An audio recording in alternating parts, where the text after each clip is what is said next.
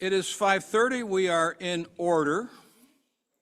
And as far as the roll is concerned, the entire committee is here, plus our alternate, and our groupies are here. And we always appreciate that, and everyone in the audience. We appreciate all that. Marissa, you will take note of the exact meaning of all of that. Looking for a motion to approve the agenda. So moved. Second. Discussion? All those in favor? Aye. We have an agenda. The minutes. Would someone like to make a motion to approve the minutes as presented to us? So moved. Second. Discussion? Anyone find anything that should be changed? All those in favor? Aye. Okay. Public participation. Is anyone from the public here and wishes to speak? Okay, then I don't have to read the long spiel, and we can go right to the discussion and next steps. And Mrs. Ferguson, you have a couple of heavy-hitting guests tonight. Yes, we have some very distinguished guests. Fire Chief Dave Schmidt, nice to see you. So I'm thinking down here upstairs, say hello.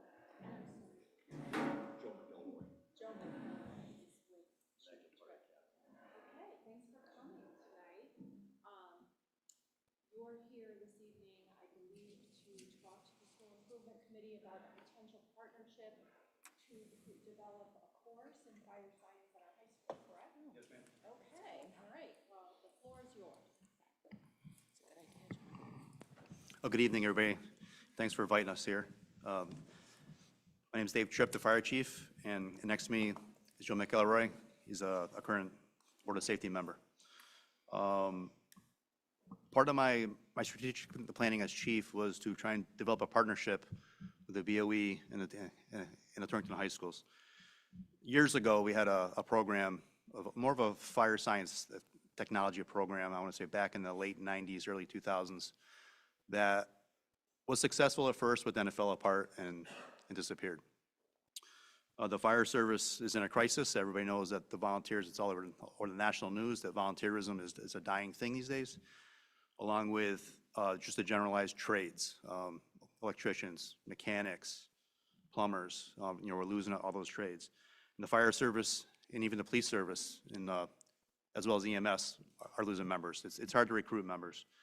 So one of my things as fire chief was I always have this theory: if you invest local, they will stay local. We're finding a lot of firefighters in Torrington that are leaving for other departments, more money, pensions, et cetera, et cetera. When we invest locally, whether it be Harrington, Winston, New Hartford, or even Torrington residents, they tend to stay local instead of hiring outside of the city. One of the things that I was thinking about is a pathway for our kids. And we had two options when we first talked about it. One was the fire science and tech. That's kind of an AP course going towards college. You could probably receive some college credit towards that degree, associate's degree. The other option was a firefighter certification program, which they can go right into a volunteer department. Drakeville's our volunteers in the city. If somebody moves out of town, moves to Goshen, Winston area, they can volunteer there and they'll have the certifications. When I had a brochure, hit my email that the state was actually doing a pathways program, and there's other towns throughout the state that have different programs. I reached out to Susan on the interest of a possible partnership with the fire department and BOE and Torrington Public Schools. She was excited about it. She put me in touch with Andy Marchand, assistant principal at THS, and Ryan Dickens, the guidance counselor. I invited them to the summit with us, along with Mr. McElroy and Mr. McLeod, who were both Board of Safety members. They saw my plan. They were excited that I was going to try and do this. So the five of us went to this summit down at Camp Niantic. They expected about 40 to 50 people, ended up with 150 plus. So they saw the need across the state that this is crisis. And it was fire service, police service, and EMS. You're trying to start recruiting. So we felt that the option that we would do, and I think with seniors especially, is more of a hands-on course with the firefighter certification. They become firefighters. They will wear the gear. They'll do our job and what we train to do. Force doors open, put out fires, wear air packs, crawl around, make rescues. That's the good stuff that we love to do. So this program develops them into a firefighter, a certification program. I'll have Joe speak in a second about the actual course, and he can talk about his background at the fire academy and what he does. But the general course, if you go to Regional Fire School here in Burville, which is in Torrington, the course is roughly $1,200. So we're offering, these kids, young men plus young women, and an opportunity to save some money in their pocket if they ever want to become a volunteer, plus the burden on the volunteer departments. Drakeville, we know, doesn't have a lot of money. It's hard for them. They actually charge the person up front and reimburse them over a year their money if they do pass. So I'm here to see if you're interested in a partnership and networking. The summit was great. We have great contacts. Andy's fantastic. He's a great person to work with. I met with him a few times already, and he's excited to do this. So I'm here tonight to talk about the program a little bit with Mr. McElroy, and we hope that you'll gain your support and push us forward. I think it'll be a great opportunity for our kids. Great opportunity to get into the trade. Those that don't go on to college, we can get them into a trade, and we're looking to recruit for the fire service. And I will definitely, recruit from within first. Before you speak, if you're talking about for maybe a year from now, what's your timeline? So that's what we got to determine. I did a couple of really quick. Okay, sorry. Yeah, no, I did a really quick thing. We would supply the PP.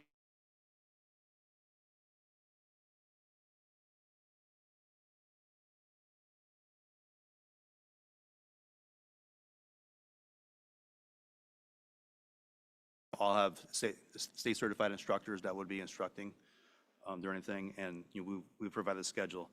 The only thing that we would be asking for the BOE is to, there's textbooks plus an LMS involved, about $120 a student. Roughly, I just did a quick look online. It's Jones and Bartlett, and obviously a teacher to keep track of the attendance and records and the ground rules, in a classroom in the school for during the week when you come into the classrooms. I'm going to have a chief of training, hopefully promoted in March. He would be, the spearhead of this program, along with our other instructors. He'd be the lead. So that's kind of the timeline. Timeline would either be, if we can get it running and going and present something to the board, would be, the earliest would be next fall. If not, we want to get everything T's crossed, I's dotted, and ready to fly. So you have the other brochures and pamphlets to, get the juniors involved a year in advance. We can wait a year to make sure that we're coming out the ground running and with no hiccups. That's kind of the timeline I'm looking for. And I'll let Joe just talk about the program really quick. Joe McElroy, currently Commissioner of Public Safety for the City of Torrington, also run the recruit program over at the Connecticut Fire Academy over at Bradley, and work up at Litchfield County Regional Fire School. Been up there about 30 years now. So part of the program is going to consist of cognitive and psychomotor skills. They're going to be doing classroom, they're going to be doing hands-on stuff.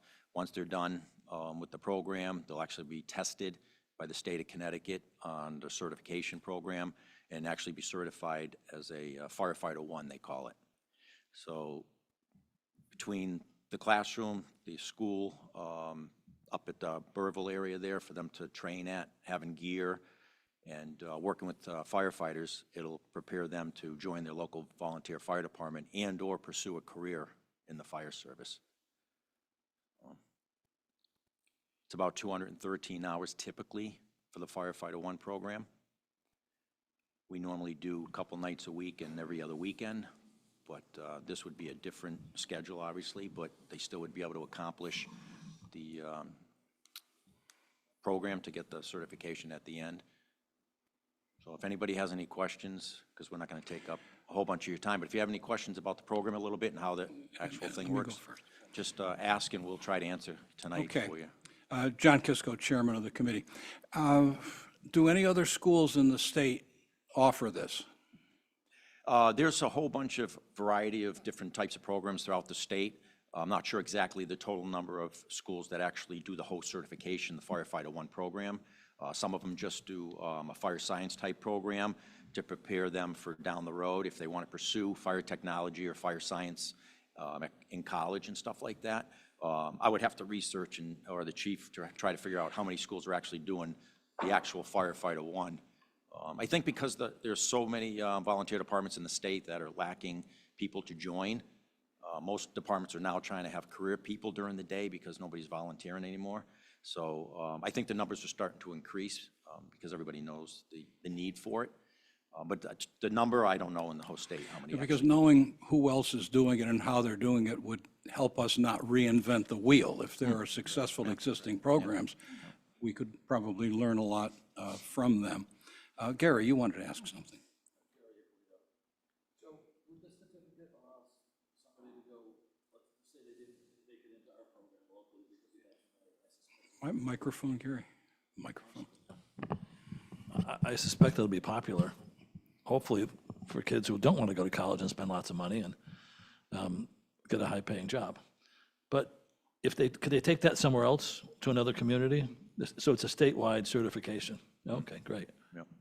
So what's unique about Connecticut is Pro Board certified and IFSAC certified. So even if other states have that certification by the boards, it's reciprocal to other states also. I hate these things. Well, they're entering into the union. When, I think that's going to be important to a lot of kids, especially looking toward their career and benefits and things. With the certification going into, let's say, the Drakeville system, that's not going to give them anything. It'll be a volunteer, or will there be an avenue to get into something that pays? So going into Drakeville would be just basically like a resume builder to get in. And being local, again, I'm going to invest local, I'm going to pick local. Great. And if they complete the program here through the high school, they'll be already certified by the state of Connecticut. They can walk right into Drakeville and start responding to calls in the community and be trained enough to actually wear self-contained breathing apparatus and go into building fires and all that stuff. So that's a big jump from waiting for years to start taking Fire 1 and stuff that are already completed during high school, which is part of education. So. Kristen. I think this question is more for Mrs. Ferguson. So similar to how the UConn classes run, where the cost is split between the board and the parents, would this be similar case, or would this entire cost fall on the district? I think that's up to the board. Okay. It's your decision about how you'd like to structure. Yeah. Okay. You know, there's a lot that goes into actually turning an idea into a course or turning a certification program into high school courses. And Yeah. we have to worry about things like credit and things like that. Of course. I mean, I love the idea. But, Yeah. right, the idea. I'm certainly on board. I just is was wondering about the cost. worth looking at. I think it would require cooperation between the fire department and probably you, Mrs. Ferguson, just to all put it in the tends to fall on format you. where it would work for us, and that we could look at it and say if we wanted it, which we probably would. I'm not saying Yeah. we wouldn't, but. Right, and I think, Chief came over this summer, we had a long meeting about it, and I was very excited about the idea, and, Andrew and one of our counselors, and as Chief said, went to this summit back in November, right?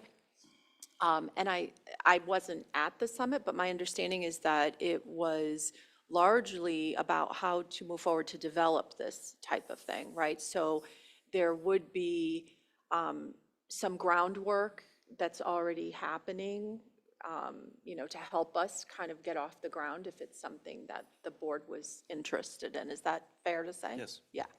So really what we want to do tonight is make sure we want to continue to investigate this. Yep. Okay. Jeff? Is this a program that it would work, you said 213 hours, do they do it in cooperation with local volunteer fire departments? Is it you come to school and you do some stuff during the day, and then they join a volunteer fire department as a part of a juniors program? What are you envisioning this process to look like? I think that's an option of the individual. I mean, Drakeville does have a junior program, so they can obviously get into Drakeville now if they wanted to. But we're looking at just getting them certified as a course. They may never ever become a firefighter. They might not want to after they go through the course. I think that's going to be an individual thing. We're going to try and push them to Drakeville to get that, to get involved and get that experience, because we're not hiring like every day. But, you know, again, if that's local, stay local. This is great. This is the whole purpose of the Pathways program that was designed with this school in mind, is to offer these opportunities to our youth to pick a path, whether it's college bound or, you know, a career in a trade. This is excellent. So thank you very much for your time. Thank you. Kind of piggybacking on that question, in terms of the 213 hours, would all of that need to be within a classroom, or is there work students could do in that, to fill up those hours to meet the hour requirement for the course load? Yeah, I- yeah. Yeah, good. We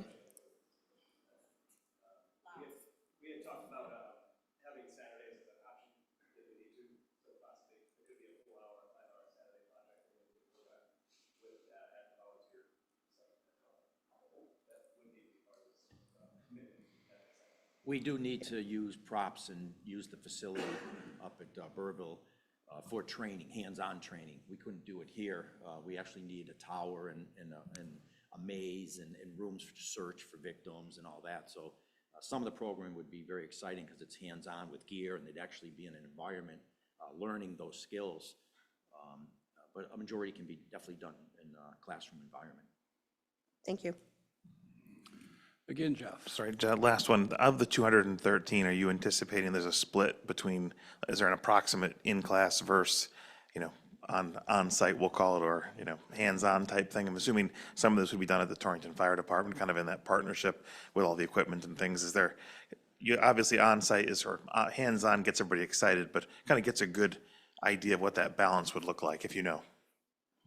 I think part of it's going to be up to the board. Our end is very easy. You agree on it, we can train them. We know what we're doing. It's up to your schedule, how's it going to work, how many hours are you giving us? If it's not the 213 hours, we still can make it work. If it was less hours, we would just have to adapt a little bit. But it's really up to your schedule. Do you want it? Can you fit it in there? And once you tell us the parameters, our time management will handle it. I mean, we're very used to adapting the fire service, changing, adding extra things in classroom to compensate something that might have to be done outside. It's really up to the board if they want it, and how many hours are you going to give us? Yeah, I think you're asking about like theory, right, classroom theory time, like, do you have a sense of, is it like 75%?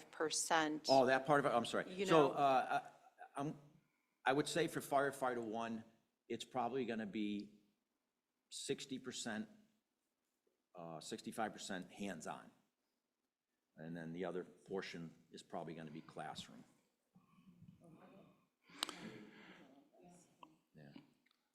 Okay, so, and it would be very helpful to us to know if any other public school system is doing this. Yeah, we can look into it. We'll try to research, find out who's doing what programs, how many are doing firefighter one, and all that stuff.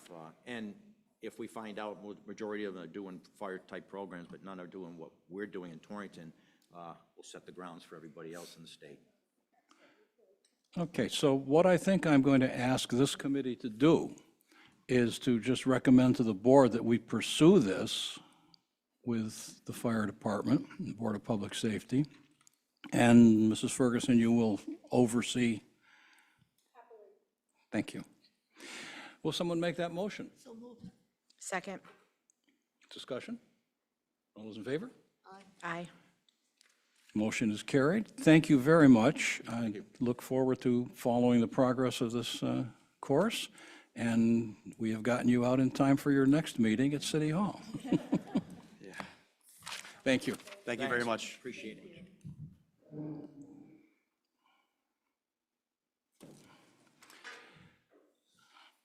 Moving on, we have the middle school report. I couldn't make the school visit today, but Ms. Conway did, and if you would start by reporting on that as we get set up for the school report. Sure. I had a nice visit with Mr. Penny today. I've been in the school so many times, I really didn't need the actual tour, but we did go into some classrooms. We did a quick meeting beforehand. Lots of good things happening, slowly but surely. there's been some trial and error with some change implementation, what's working, what's not working. Attendance issues, habitual attendance issues are down 22%, which is amazing. Referrals are down 65%. We are looking at a change to quarters and semesters for next year, which will help with class size, offer more choices to students, giving them a voice which will engage them more, which we discussed. Not that Mr. Penny complained, but I did push for what his challenges are. So one thing I did learn is that during lunch, the middle school students have to go around and get served from that side on the high school side. And it would eliminate 10 minutes of waiting in line. And that 10 minutes we talked about could be spent walking the track outside and getting the kids some fresh air and some exercise and just some time outside the building. So it would take, I think we talked about 2 staff members. I'd like to look into seeing if that's a possibility. If this side was open to serve. It would lead to less behavior issues after lunch because the referrals tend to be higher after lunch. I saw Mr. Douglas's classroom. He set up a donors choose where he got 2 new 3D printers for his classroom, which I got to see, which was very cool. The kids were engaged. We talked about CAF space being a challenge, but working to the best of its ability. I learned about the expectations for classroom, hallway, and cafeteria, the 3 areas of concern, and that was worked on by both staff and students together, and then the feedback was made into a policy, so that was good to see. Other than that, great visit. Thank you for having me, and your turn. Good evening, everyone. Thank you for having us. I'd like to introduce Ms. Torres-Tabor, our new assistant principal, and Mr. Ryan Nevers, our new coordinator for special services. This is your administrative team now at TMS, and all of us new this year. Lena several weeks ago and Ryan just after the new year. So excited to have a full group and a full staff to be able to continue to move the work forward at the middle school.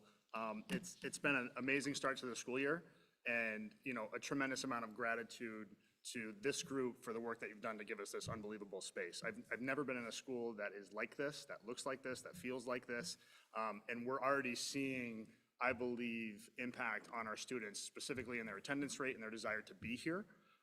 The staff enthusiasm for what we're doing, and just the space we get to come in to work every day.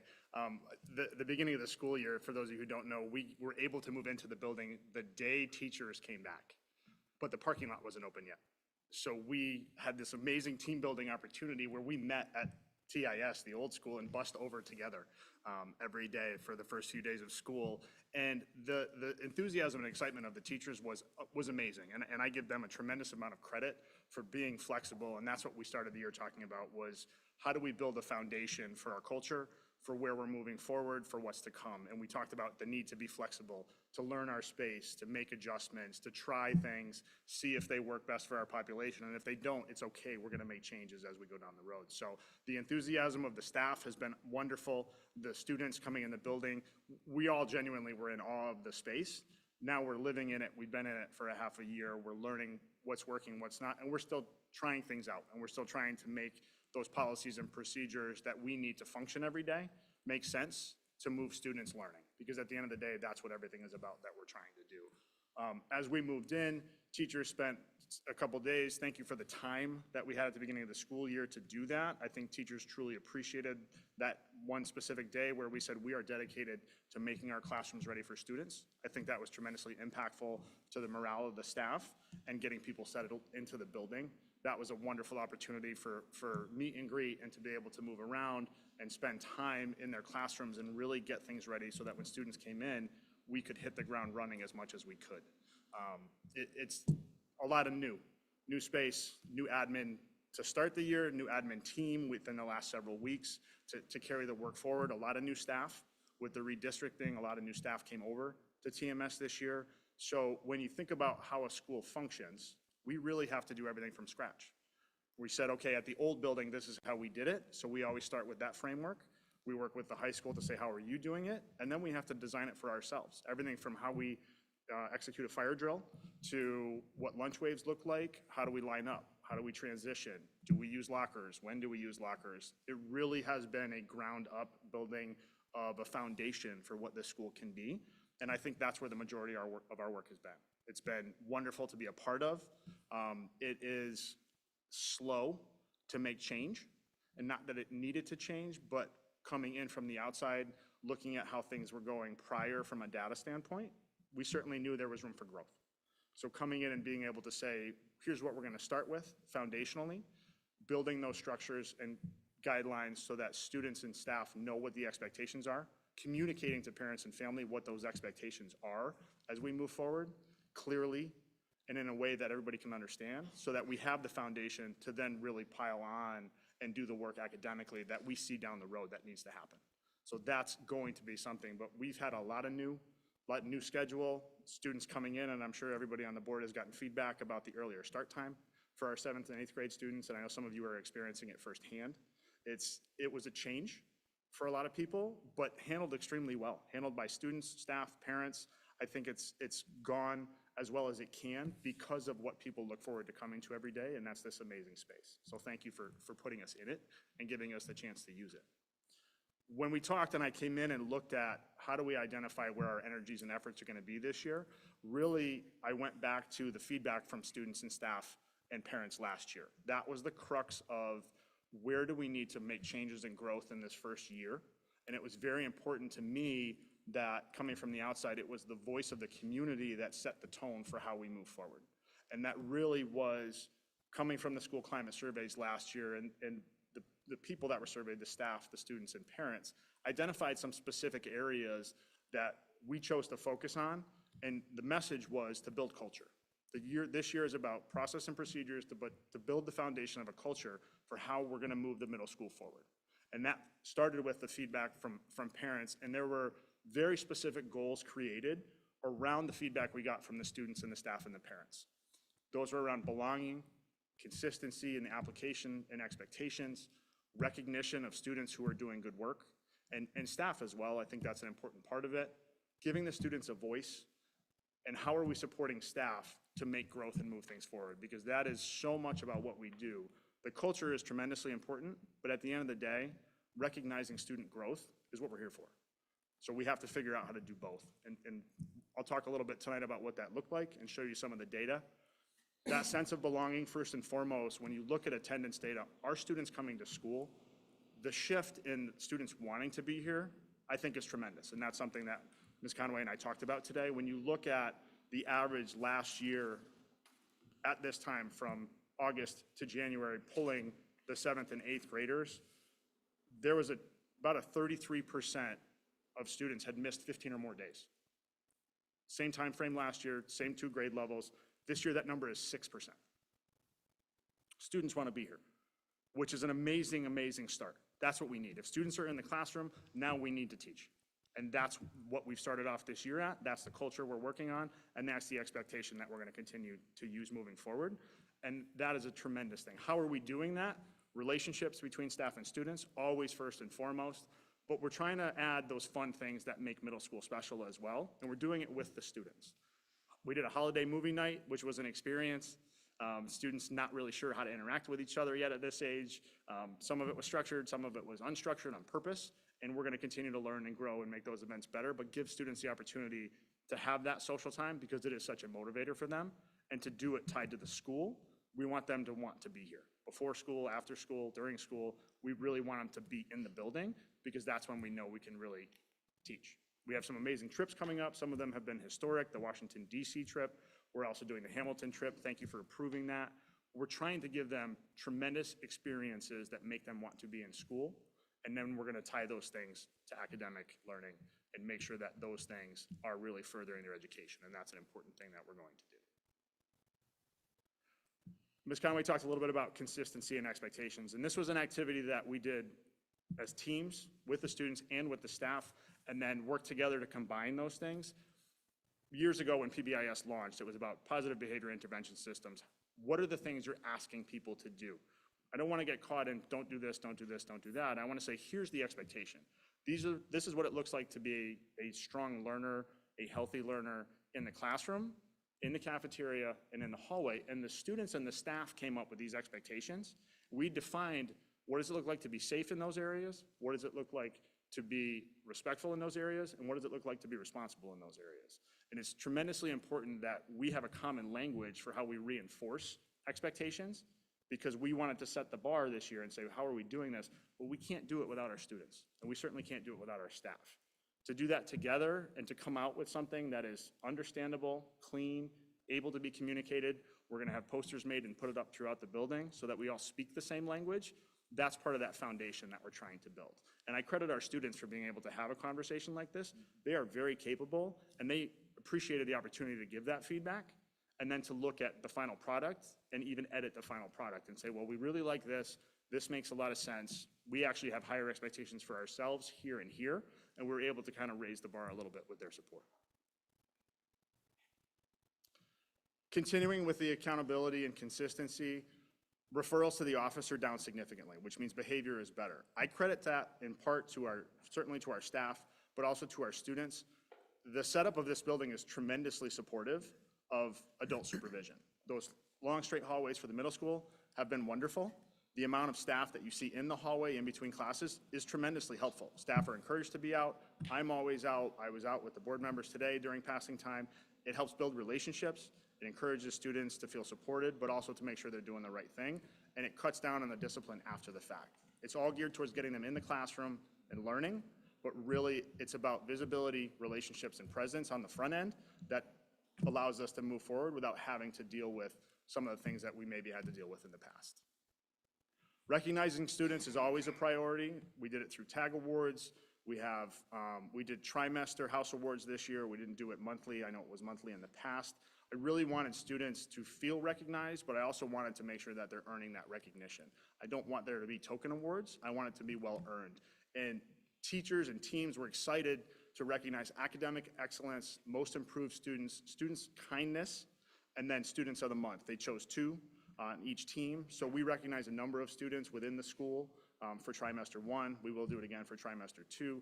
That recognition of those students makes them feel valued, and it's an important part of recognizing and making them feel seen and heard, because those students who are doing the right thing deserve that recognition and that opportunity to feel like they're part of something.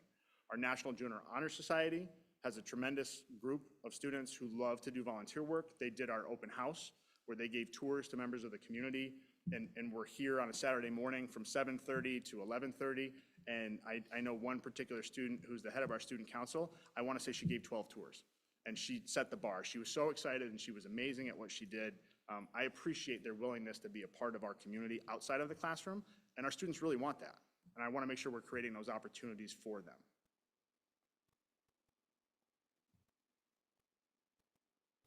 I think I'm stuck, Josh. There we go. The student voice is always important to me. I always feel like the best test of how students feel is to ask. They're old enough at this point for them to have their own voice. We recreated student council this year. I know there was not a student council last year. We have 38 students on that student council. They meet regularly. They meet every other week, I believe. Executive committee once a month, the larger group once a month. And we have real conversations, and we have real opportunities for dialogue. What's going on? How are things going?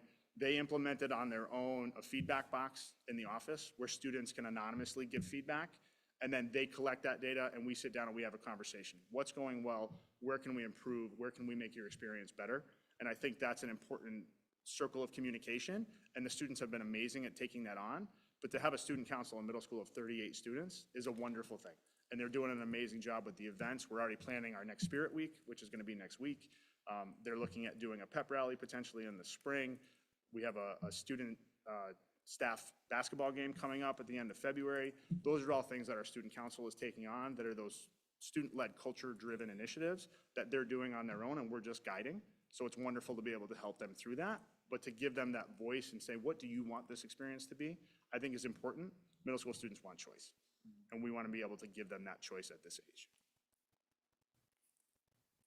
Supporting staff, we say professional development, it happens on the regular basis, but what does that actually mean? What are we doing? OTL is doing an amazing job. We just rolled out, we've been talking about high-quality instruction all year. We just had our faculty meeting today, spent the day with our OTL team, and talked about high-quality assessment. It's the next step in what are we doing to make sure that we're doing the right things as far as what we're teaching in the classroom, checking for student learning, because the outcome is really important as well, and how do we do the best at both of those things, instruction and assessment. We started that work with the Office of Teaching and Learning today. There'll be a lot of professional development about that in the spring. That's what's coming down the road. Empowering teachers, we not only had the 3D printers that just came in, that we were able to raise the money, empowering staff to go out and get donations and programs. We also have something called the OSBOTs that we just got a Lieutenant Governor's grant for. The OSBOT program is, I believe it was about $4,000 worth of product and materials, and someone from the state came in and trained about 25 of our students in a classroom. Those 25 students are gonna go back to all of their classes with that particular teacher and teach everybody else how to use that program and that equipment in technology. So it's a really neat STEM experience that we didn't have even 2 weeks ago. They actually just did that training 2 days ago. So it's wonderful to be able to keep up to date with technology through grants, through those opportunities the state provides, and give our students an up-to-date experience and let them explore what it looks like to be a part of those classrooms in a genuine way. So I'm excited that teachers feel comfortable going out and reaching for those things and giving students those experiences. That's an important part of staff growth, and supporting them to do that. They feel valued and seen and heard, that their opinion matters. That's a tremendous part of what we're doing as well. We have a new math curriculum this year. We're in the second year of a new English curriculum. There's a lot of work going on at the teacher level that may go unseen that I just wanted to draw attention to, because we are working to make progress in the classroom. We are working tremendously hard to give our students better outcomes. I know that ultimately is the goal for all of us, and that's something that we are working on now along with the culture foundation part. We also are working on what's going on in the classroom, and we expect that work to continue and grow in the next couple of years. Looking at the learning outcomes, here's the snapshot of where we are now. And I think this is an important thing to talk about. My expectation is that this is going to get better. My expectation is that this is a starting point personally for me coming into the district. This is the reality of where we are. There has been some growth already in the math program, especially in 7th grade. There's been some growth through the ELA program, especially in 7th grade. The 8th grade team is working on that growth, but it's an area, it's a reality, and it's data that I wanted to make sure I showed this group that we're going to talk about. I want this change to be faster, as I'm sure that we all do, but I believe that we have to do it systematically and methodically in order to sustain that growth. I'm not looking for one-time growth. I'm looking for sustained growth over time, and a significant amount of it, and our teachers are doing a wonderful job of taking this on with that new curriculum in English and in math, that we're gonna move this work. That's my intent, and that's their intent as well. So it's something we will continue to make sure that we do. So how do we continue to move the work? We're gonna work from the bottom end with students and staff, building procedures, culture, teacher learning, and from the top down, that portrait of a graduate, started work last year before I got here as a group, identifying what areas curricularly are gonna own different areas of the portrait of the graduate, and I'll show you what that looks like in a moment. We're talking about tiered intervention. What does tier 1, 2, and 3 look like in general education? What does it look like in special education? I want to be better about articulating why and where we're intervening for students so that we are moving students in the right direction. I think that's the most significant, important way that we're gonna do that. We need to identify who needs to move and how we're gonna move them. I don't think it's done through wishes and hopes. I think we need to be clear about how we're gonna do it. It was mentioned that we are looking to move to quarters and semesters next year. Part of that rationale is to get in alignment with the high school so that some of our students have an opportunity to take classes at the high school for credit as freshmen. That would allow us to extend learning for some of our higher learning students while we focus on supporting at the middle school level some of our students who need that extra help to grow. So it's gonna allow us to collaborate a little differently, but I know that was the intent of this building. So we're gonna work towards that. We're gonna lean into that, and we're gonna provide opportunities at the high school next year for students to take higher classes for credit in high school while we continue to revamp and restructure the things we're doing at the middle school level. But we also want to give some voice.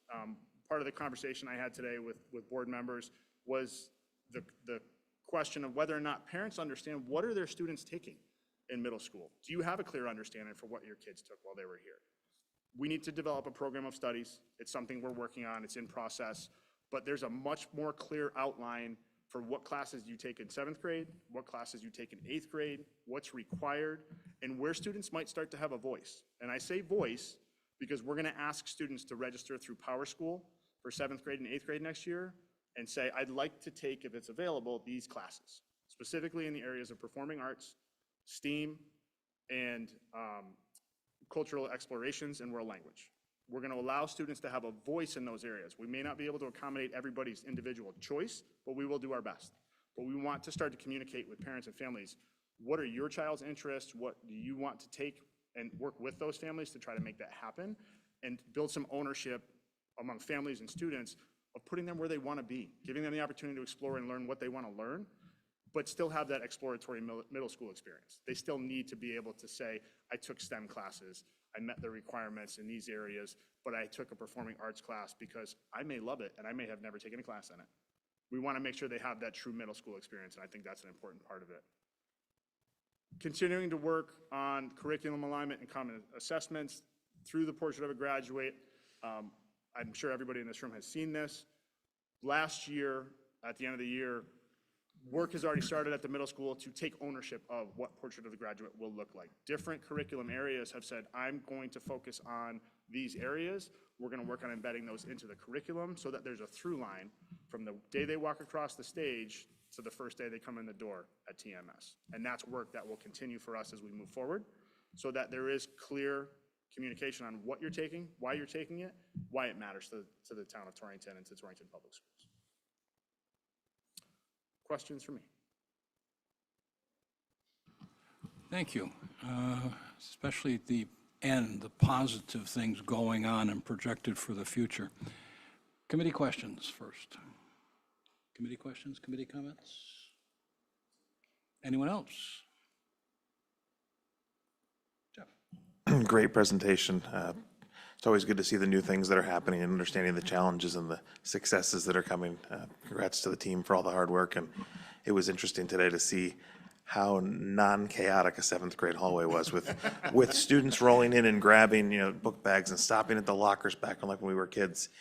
It was very impressive to see just that maturity that's coming and the work you guys are doing towards it. So thank you very much. It's a fun age group, isn't it? It is. Frustrating and annoying, but fun. Gary?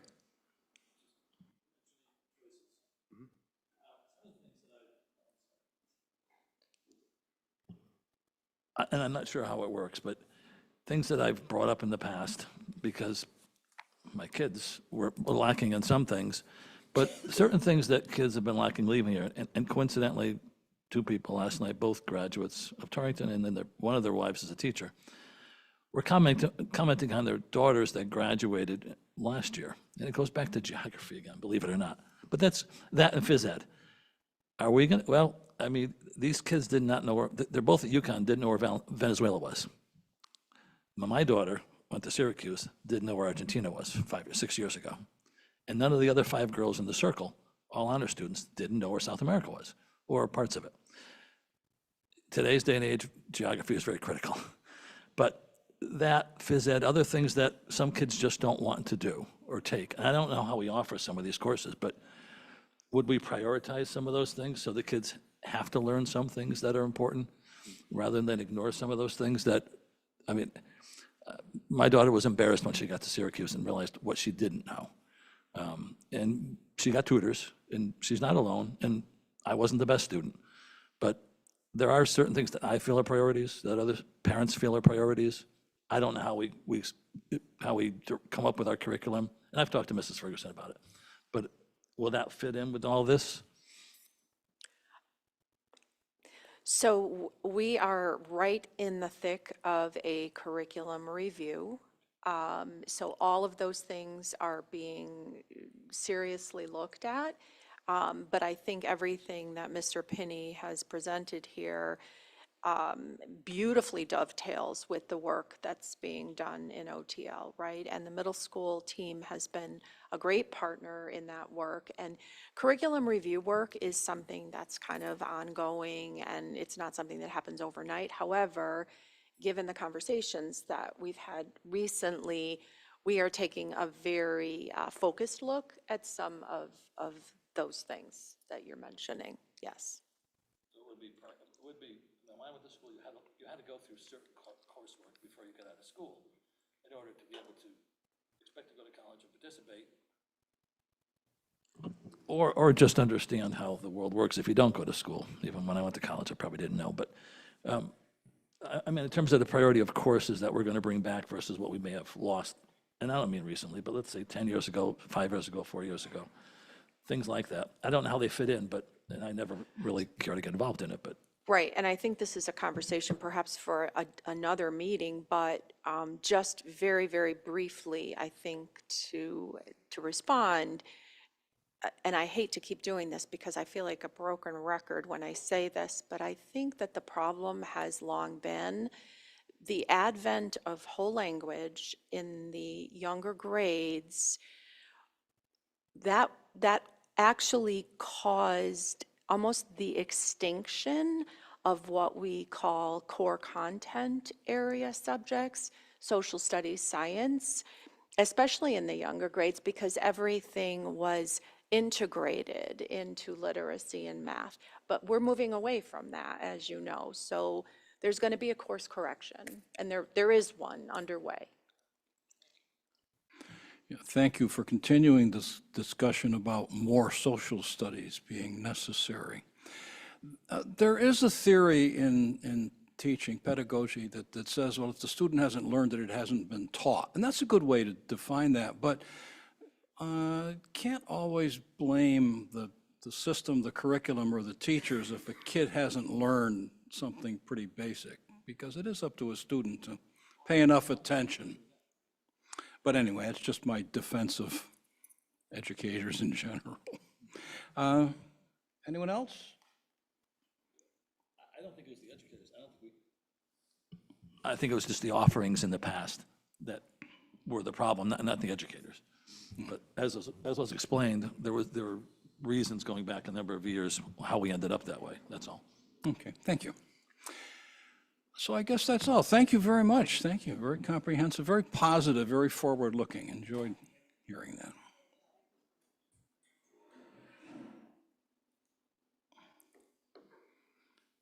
And speaking of curricular material, we have a physics course being proposed. We have a physics course, we have a physics teacher, we have Mr. Marchand who's here for the moral support.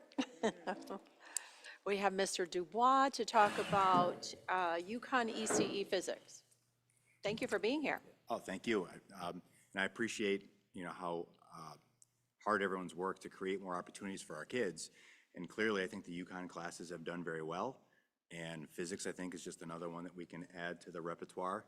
And, I think we're really well equipped for it, because the current honors physics class that would become the UConn class, they're already doing quite a bit of the same rigor and level of challenge. So it wouldn't be very difficult to make this transition, and it's worked really well with the other courses. So I think it's going to be a great opportunity for our kids.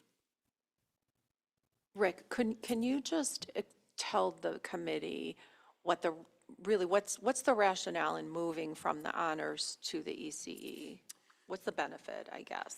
Well, I think certainly a lot of our kids are high flyers, and they're very mindful of maximizing their opportunities. So certainly if we can give them a course that gets them a credit, that gets them 4 credits at our state's flagship university, and they can really have a suite of classes that they've accumulated, and kids take a lot of pride in that, as they should, and it's a wonderful advantage. And so I think if we can offer them something that at an unbelievable deal for them to get college credit, and I think that really, as kids come up through the middle school and all the wonderful work that's being done there, that when they see that they can get multiple college classes under their belt, I just think it's a great opportunity. Yeah, it also helps with us not competing against other AP courses for the students that want to take physics at the highest level. Right. Then they don't have to choose an AP course over the honors course. They now can take a UConn course on it for physics. But it kind of helps keep the students in the sciences, in the programs, and boost the enrollment. Should help. How many kids do you anticipate being attracted to this course? Well, I think kind of going along with what Mr. Marchand said, you know, there are certainly some students that are high flyers that will not take physics if it's not offered as like a college credit potential. So the fact that we're going to transition it from honors physics to the UConn physics, you know, right now we have over 60 kids that are in it in honors physics. So I anticipate that number is going to go up. 90 plus in Algebra 2. How many kids does that cut out, if that's the right word? How many of our kids get more than a 90 in Algebra 2? So we do have multiple levels of physics. You know, we have the UConn physics, which, you know, if it's approved, and we also have college prep physics. So we have a physics level that will work for any student who's, if they're not at that level of 90% or above. We also, you know, college prep physics is also you know, an excellent class for them. So, you know, I think we really can accommodate a lot of kids. No, I'm very happy to see a very demanding course offering. Very happy. Just wondering if we'd be able to fill that classroom, if that's a requirement. I don't think we'd have any trouble filling the course. Yeah. Okay. Other questions? Great course, great course. Looking for a motion then to approve passing this on to the board with our recommendation. Second. Discussion? All those in favor? Aye. Thank you very much.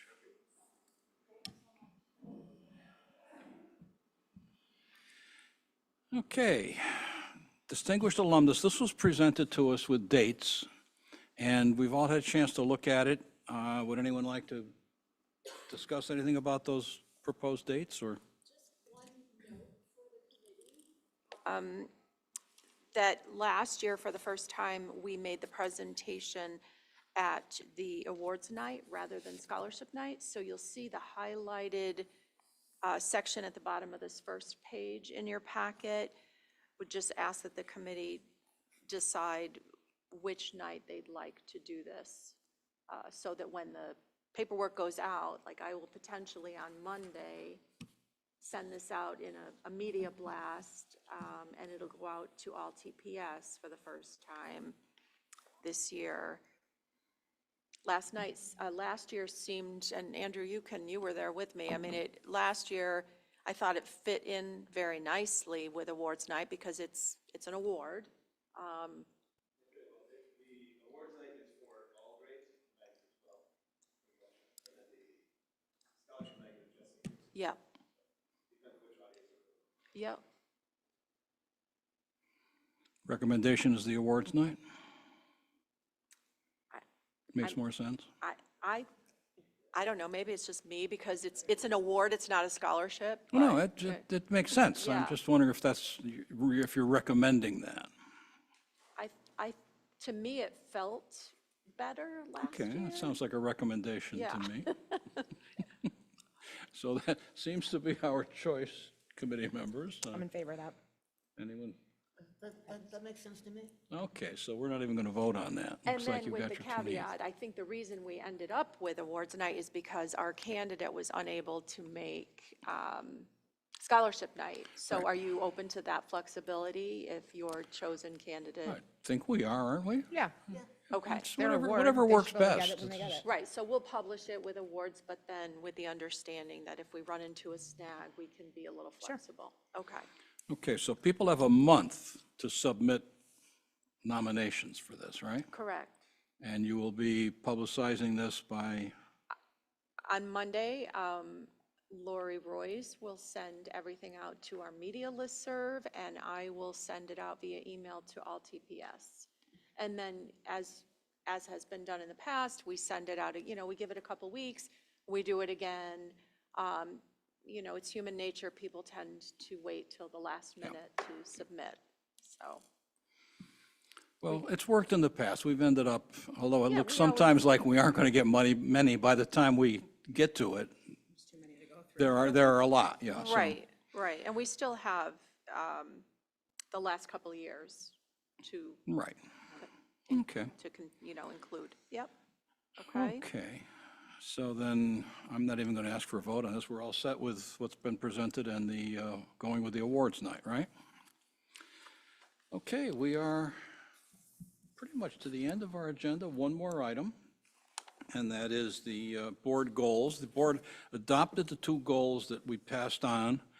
The board having to, the goal having to do with the board getting along better with the city and about artificial intelligence. And I think the intent tonight is, I don't know if it has a lot to do with us about the positive and productive working relationship, but I think I have, and I've emailed with the chair just to talk about the way we want to handle the AI. And I mentioned at the board meeting itself, the idea of a small committee representative of many of the, any of the involved constituencies, stakeholders is maybe that what we call them now in Eddie's.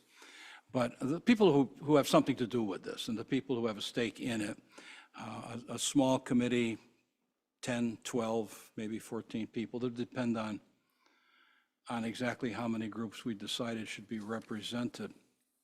But, and then the chairman said that sounded good to him, and I'm just wondering if we now want to talk about how we want to do it. That's just one suggestion.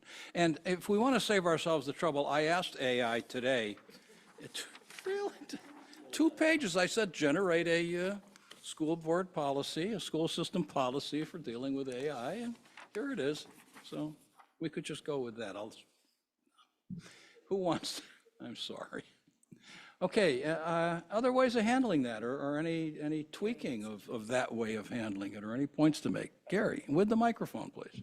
Yeah, I'm sorry. I think your way, having a committee would be important. This is complicated, and it's, I mean, Jeff can probably better answer than me, but I was spending a lot of time looking at how the techies support AI and how it should be used in education. And it's very specific as to what the guardrails need to be, given today's, and I'll let Jeff weigh in, today's understanding of AI and how it can hurt education, how it may help, the cost, the long-term effects it can have on students and the outcome if it's not well thought out. But I think Jeff's probably better at this than me to maybe weigh in. Disastrous if it's not well done, exactly. Can't be Wild West, can't be Wild West. Bill? Yeah, I think it's a good idea to handle it with the committee. My only concern is if you're talking about a committee of 12 to 14 people, I think that's too large. Too large. Yeah, yes. Okay, so let's talk about that size for a minute. I think that you need enough different viewpoints and enough digging into and looking into how we have to approach it, having computer people, having teachers, having neuroscience efforts, physics. There's all kinds of different input that I think are needed. But again, I want Jeff to answer some of this. Anyone else? Jeff? I've been paged. So really, the biggest challenge that the school board will face and the teachers is that AI is very iterative, right? So you look at what AI could do 2 years ago, you look at what it can and is doing today. So a policy has to be, and a framework has to be designed around what we want it to be able to do, and anything that we don't want it to do doesn't get named. Here's what we're going to use AI for, and then it gives you the opportunity as a district to add things to it. So as that iterative nature of AI evolves, and it can do more things that we think are beneficial to our students, we add that as an allowable use. So I have looked at a lot of other policies, we'll say, in various states on AI, and it looks like that seems to be the common mentality is let's allow these things, let's set up these frameworks, and it's frameworks for different people, right? So the students have a use for it, the staff has a use for it, and they're different uses. So what are those allowable uses for a student versus a staff member? What is a staff member supposed to teach a student about how to use AI? It's not just about using it, it's the proper use of AI. How do you stop a student from running something through AI and saying, well, the answer was in AI, we're good to go.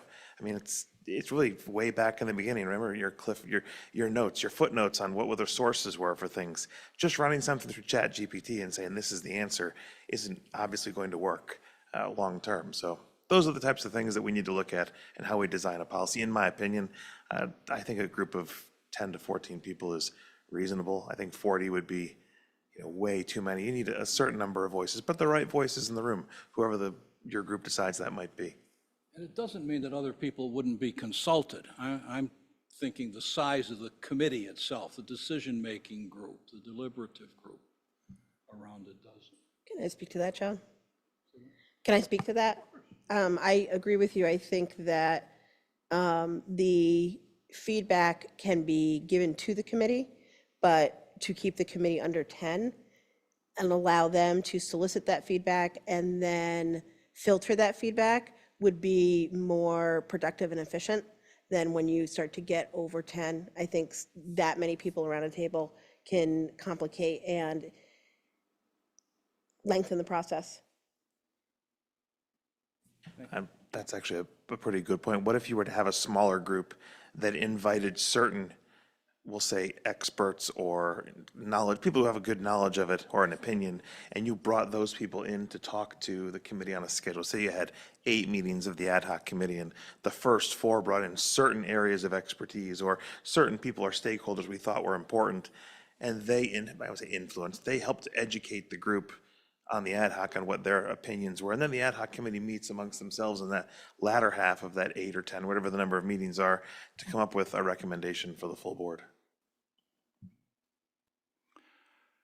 So I'm going to ask for a motion to recommend to the whole board that the board form a committee of around a dozen people to investigate and come up with policies and procedures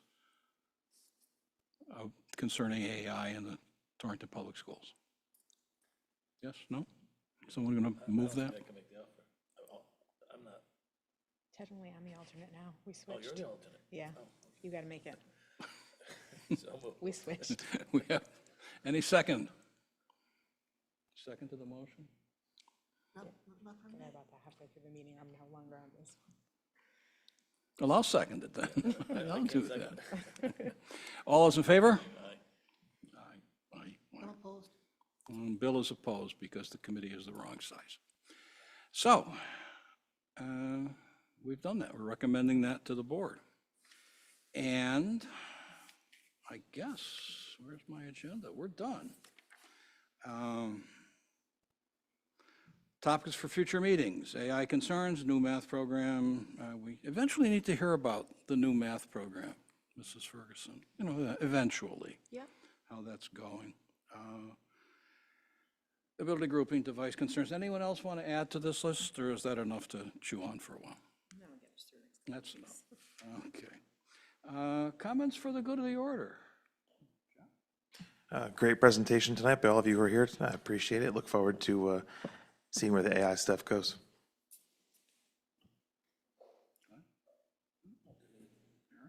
No, thank you. Good meeting. Bill? Yeah, it was a great meeting. I enjoyed the presentation from the middle school. It was very thorough. I'm excited with what I heard, both from Kristen and from the principal. Kristen? Thank you, great meeting. I'm looking forward to these new additional courses, certifications, if we can hopefully get that program up and running with the fire department. Gary? Same thing, fire department, great idea, great presentation by middle school, very professional. One of the best, I think. I know, it was great, but just great meeting overall. Thank you. Sue? Great meeting. Thank you very much to Mr. Pinney and his team.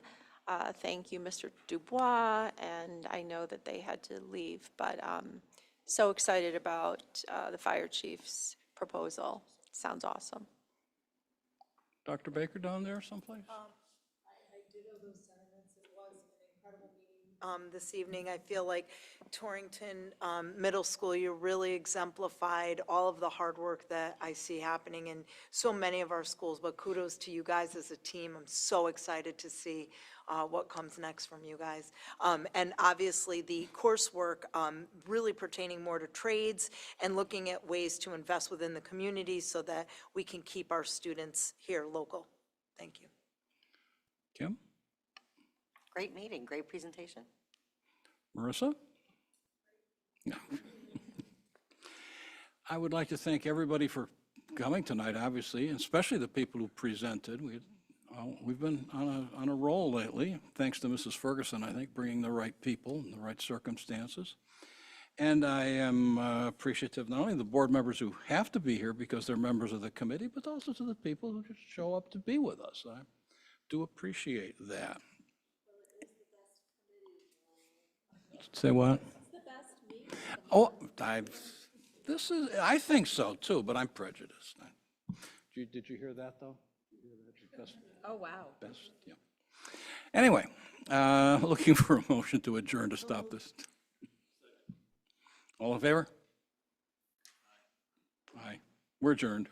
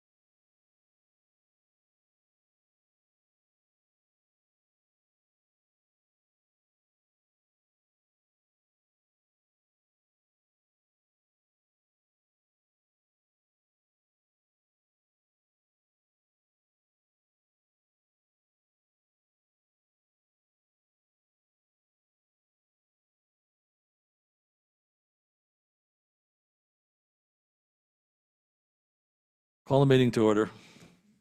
6:42. Roll call. Bill is here, John Kisco is here, and Mrs. Conway is here. Kristen Conway is here. You got Kristen. Can I get a motion for the approval of the agenda? So moved. All in favor? Aye. Can I get a motion for the approval of minutes? So moved. All's in favor? Aye. Public participation. Mr. Lafreniere has something to read, I think. Okay. Oh, no. Just go ahead. There's nobody else here, I don't think. You want me to read it? Members of the public and staff may bring to the committee's attention information, ideas, or matters of concern related to all the duties and responsibilities of this committee.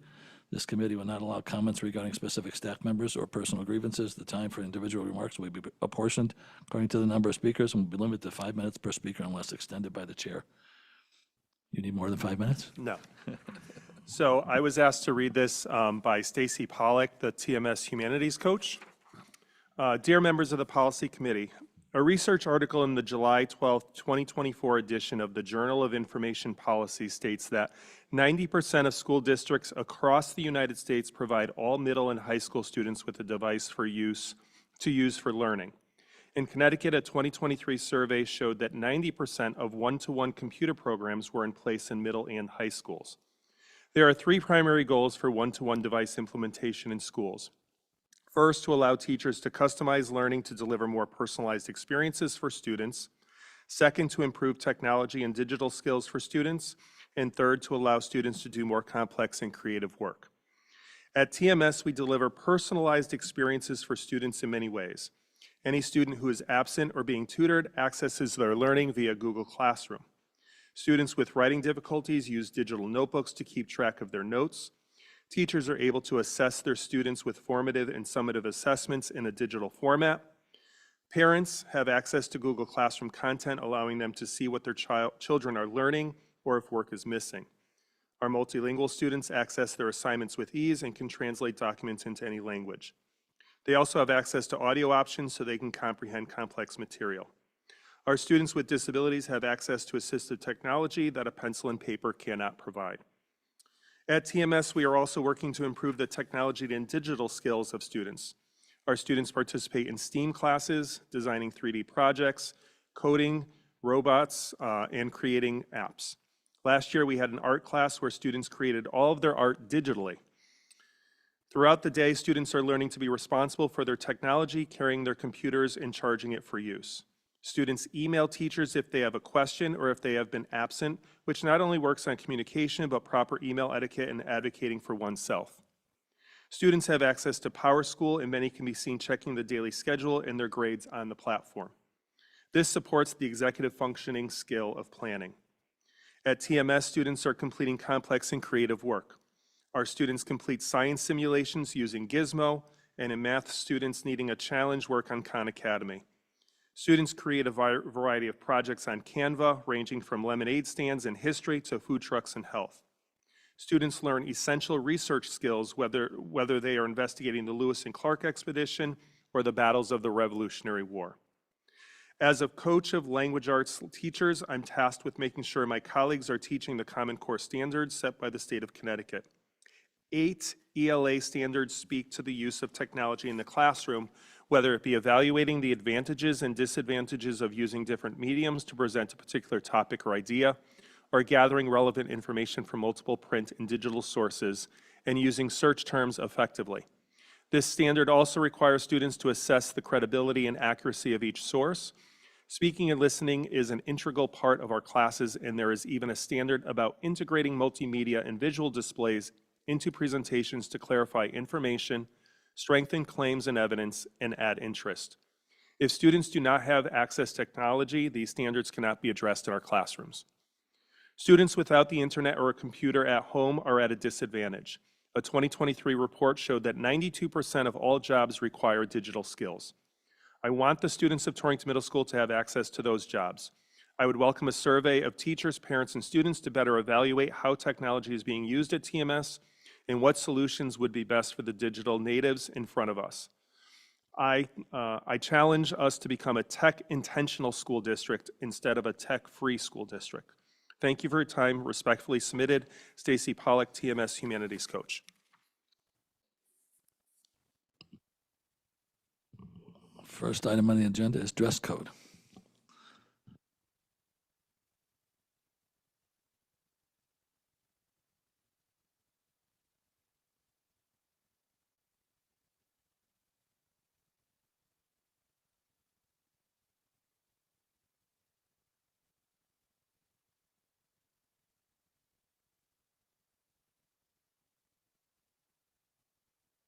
Sorry, is because I regretted voting yes on this particular dress code. I've seen it in action. It's quite ambiguous and, to be honest, sexist. I think it needs an overhaul. I'm not saying it needs to go away. We do need a dress code, but I think we're focused on things that, and this is again going back to the staff dress code, we're focused on things that don't matter. I spoke briefly with Mr. Lafreniere today. He provided me with some information which I had the opportunity to read through. It is, in my opinion, greatly written. And I think it could be beneficial to hear what he has to say tonight. You know, it needs to be stated that I've seen the same exact skirt on 10 different girls, and 4 of them are dress coded, 6 are not.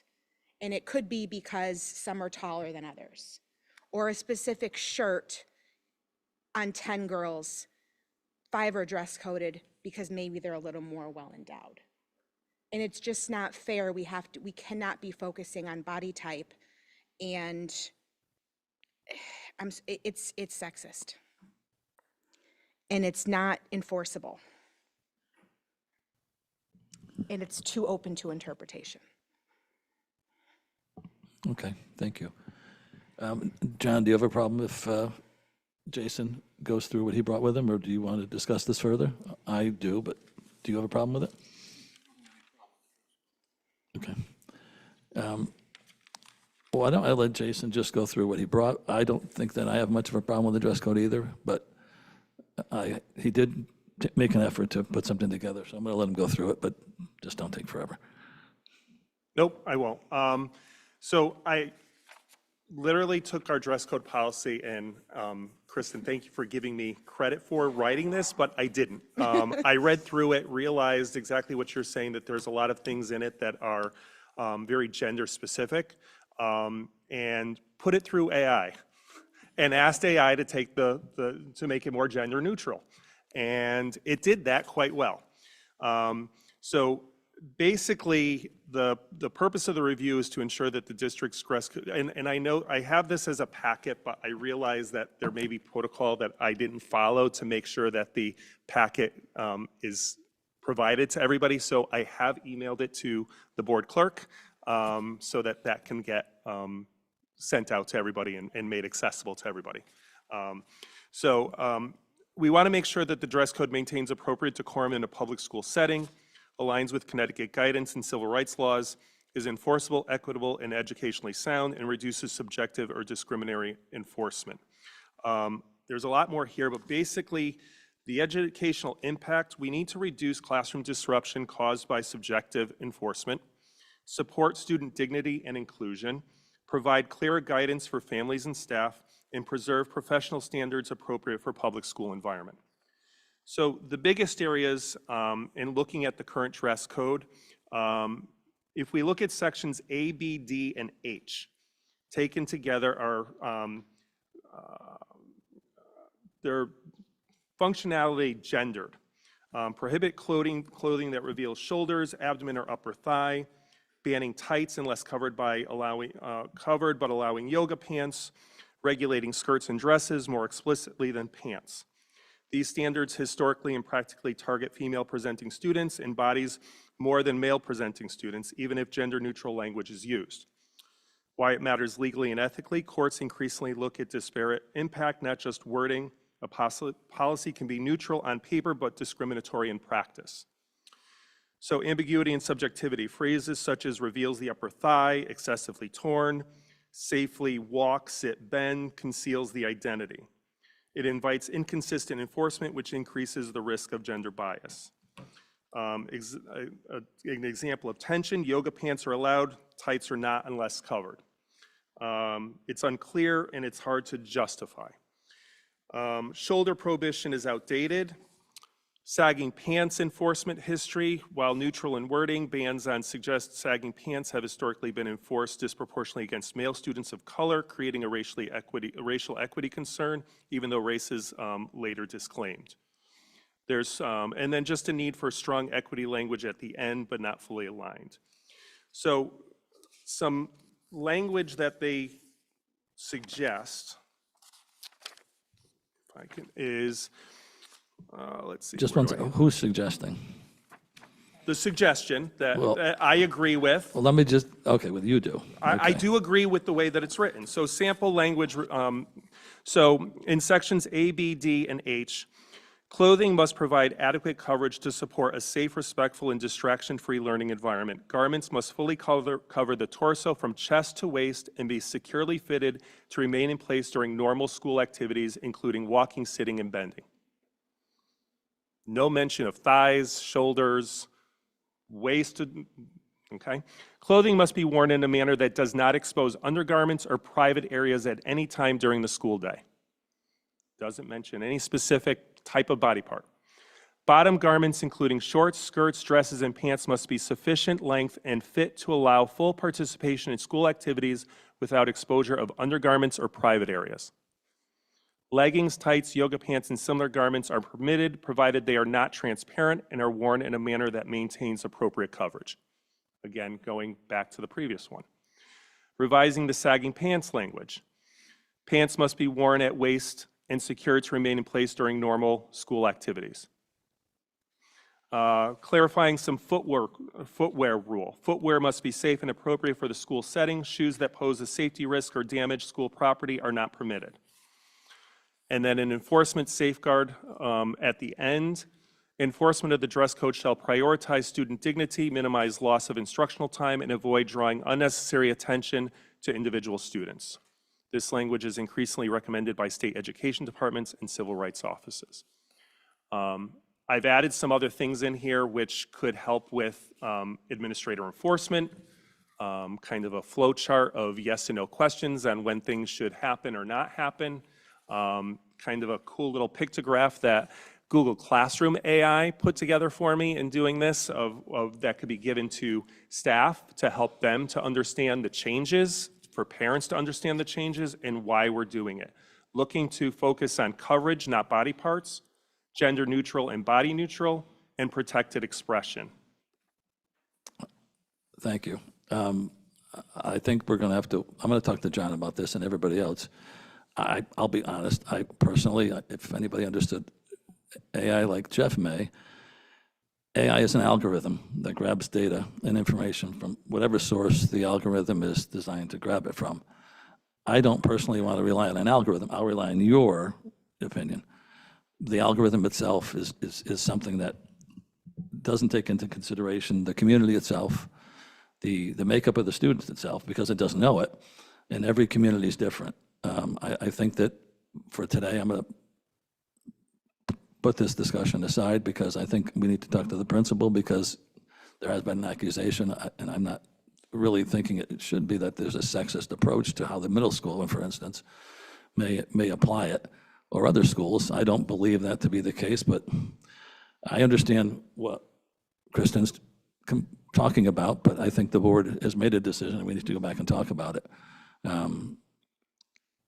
There needs to be a discussion how, in my opinion, unless other people here disagree with me, how we end this and resolve it.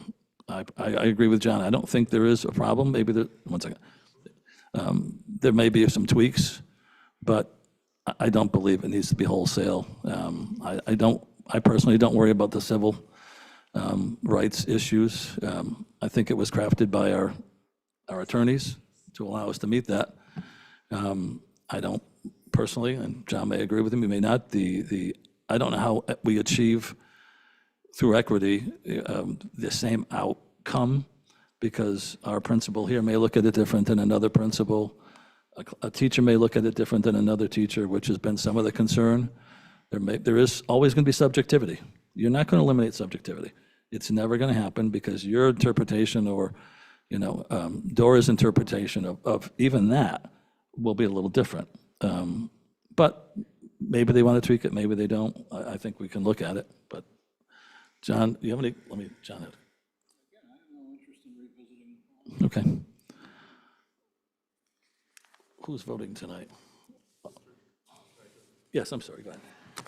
I would never bring something forward that I didn't agree with. So I understand that AI has its algorithms, but I, as a teacher and someone who, will address AI in the classroom, I would not have brought this forward and presented this without having read through it and understanding what our demographics are, and presenting something that I didn't agree with. So yes, it is brought together by AI, but I think it is a strong argument to taking out the gender-specific references that are disproportionately targeting certain people. Yes, Kristen. I wholeheartedly agree with Jason. That's okay for me to call you Jason. Whether you agree, don't agree, see it or don't see it, the policy is a problem, and it is sexist, and it does target. And I just want to go on record saying I completely agree with the language about the shoulder prohibition is outdated. That is completely outdated and, again, very sexist. Well, the shoulder, some of these things are things that many people in the community do agree with. I don't know where the community stands. I know a lot of the teachers that work here don't live here, some that a lot do. But I think based on what the board voted for, being everybody on the board lives in the community, has raised kids in this school, they may look at it as a community standard, but there are other people here that I can ask if they have any opinion on it. We know John's opinion. Well, I'm referring to those two. I'll let you go next. Is the bigger problem offending the way it's written, or is the bigger problem how it's enforced? I don't know that I could answer that, because I have a problem with both. I've seen how it's enforced, and that's why I brought it back up. Okay, so I've is the seen problem it's females not being targeted. enforced consistently, however it's written, whether it's. It can if be you would- enforced excuse consistently me, the way it's written. Can I speak, please? Absolutely. Okay, so if it's being enforced inappropriately, I think that's regardless of how it's written, whether, I don't take it as sexist, but you do. So it's a matter of opinion from that point of view. However it's written, it still needs to be a uniformly enforced policy. So from a board perspective, I think we have a bigger problem, and maybe the superintendent needs to work with the building administrators how to uniformly enforce an approved policy. I Which is think that's part of the the bigger part problem. at hand. I don't necessarily know that I agree that it's a bigger problem, but it is definitely a problem based on how a student is built, is how this policy is being enforced unfairly. So are you saying that we should have more leeway for people who are built differently? I didn't say that. Okay. I like the way that this policy comes across. That was presented by Jason. We had talked about this when this policy was first approved, I think, with Mr. Ferguson and the superintendent, to get some administrator feedback on what the success or the challenges of the policy were, separate from Kristen's concern, or Ms. Conway's concern. What is that? Do we have anybody here who can share that feedback? Are we not prepared to get that feedback? This was originally going on the agenda around this time to discuss what was the feedback from administrators? This was a known problem. They came to us, Ms. Sterling was there that night, and explained what some of the challenges were enforcing it. The language wasn't tight enough, didn't give enough teeth to something, didn't let them enforce what we thought needed to be enforced. Do we have any of that feedback? I mean, is this policy successful and we have some concerns about it, or has it been a disaster and we're here for other reasons?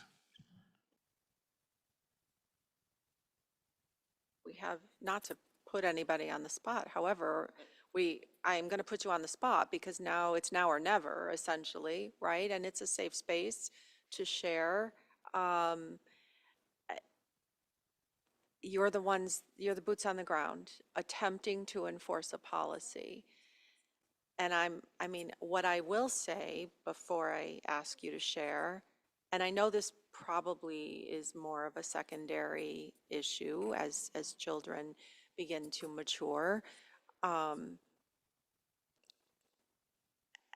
what I'm about to say is going to date me, and it's probably a very unpopular comment. So I apologize if I offend anybody. I think, yes, there are obviously, people are built differently, and there are all kinds of different body types.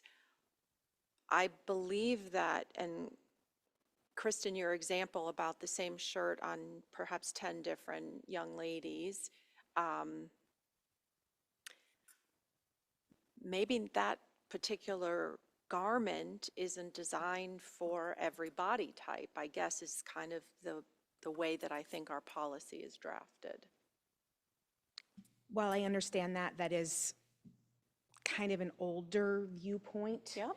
Whereas this generation wears what they want and what they feel comfortable in. And I will give you an example, is I was sent a picture of a group of 8 girls on the first day of school and asked to guess which one got dress coded. And my first 3 guesses were wrong. I don't understand why that student was dress coded. Because to me, she was perfectly in line. Okay, well then that's a problem.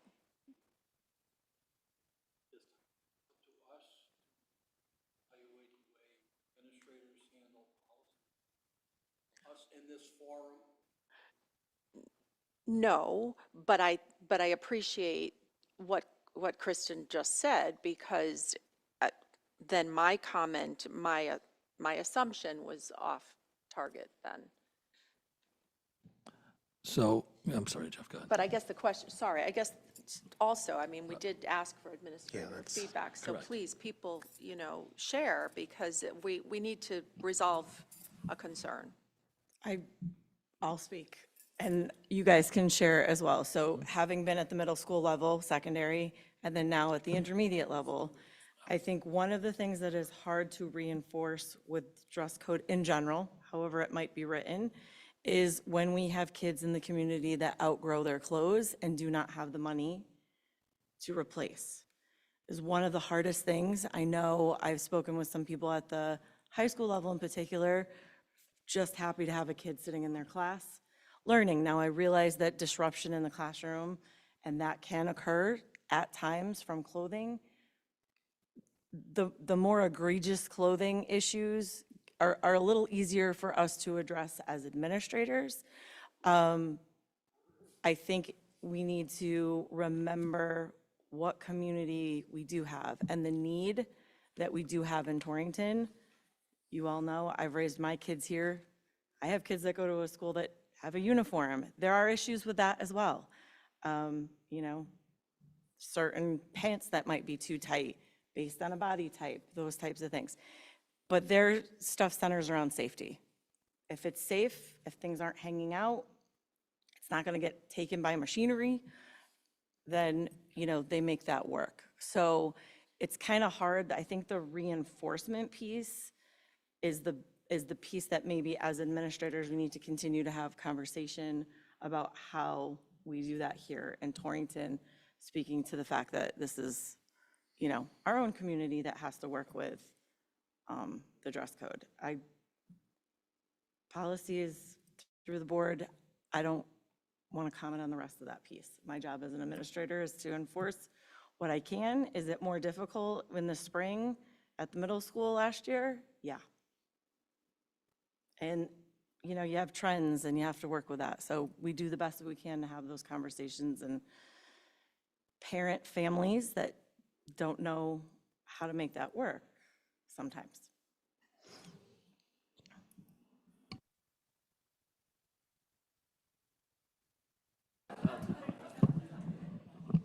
So, I mean, I don't want to speak for everybody, but this is one of the most, hot topics around the country. It's not just us that has a hard time with enforcement, I would agree. It's extremely hard to do. I talk to other assistant principals in other districts. We all struggle with the dress code. We try to enforce it the best we can. Data-wise, we have written up, I know we have more referrals than ever. It's one of the reasons why we were expecting to go up in referrals this year was due to the dress code. And we have, I wouldn't want to throw numbers out because I wasn't really prepared for the data part of this, but we have an enormous amount of dress code referrals that do come in. So I know they are flooding us with dress codes. They're trying to follow it as much as we can. When we get one, we do everything we can to enforce it. But it is one of the toughest ones to follow. It's one of the toughest policies always to continue to look at and as objectively as you can.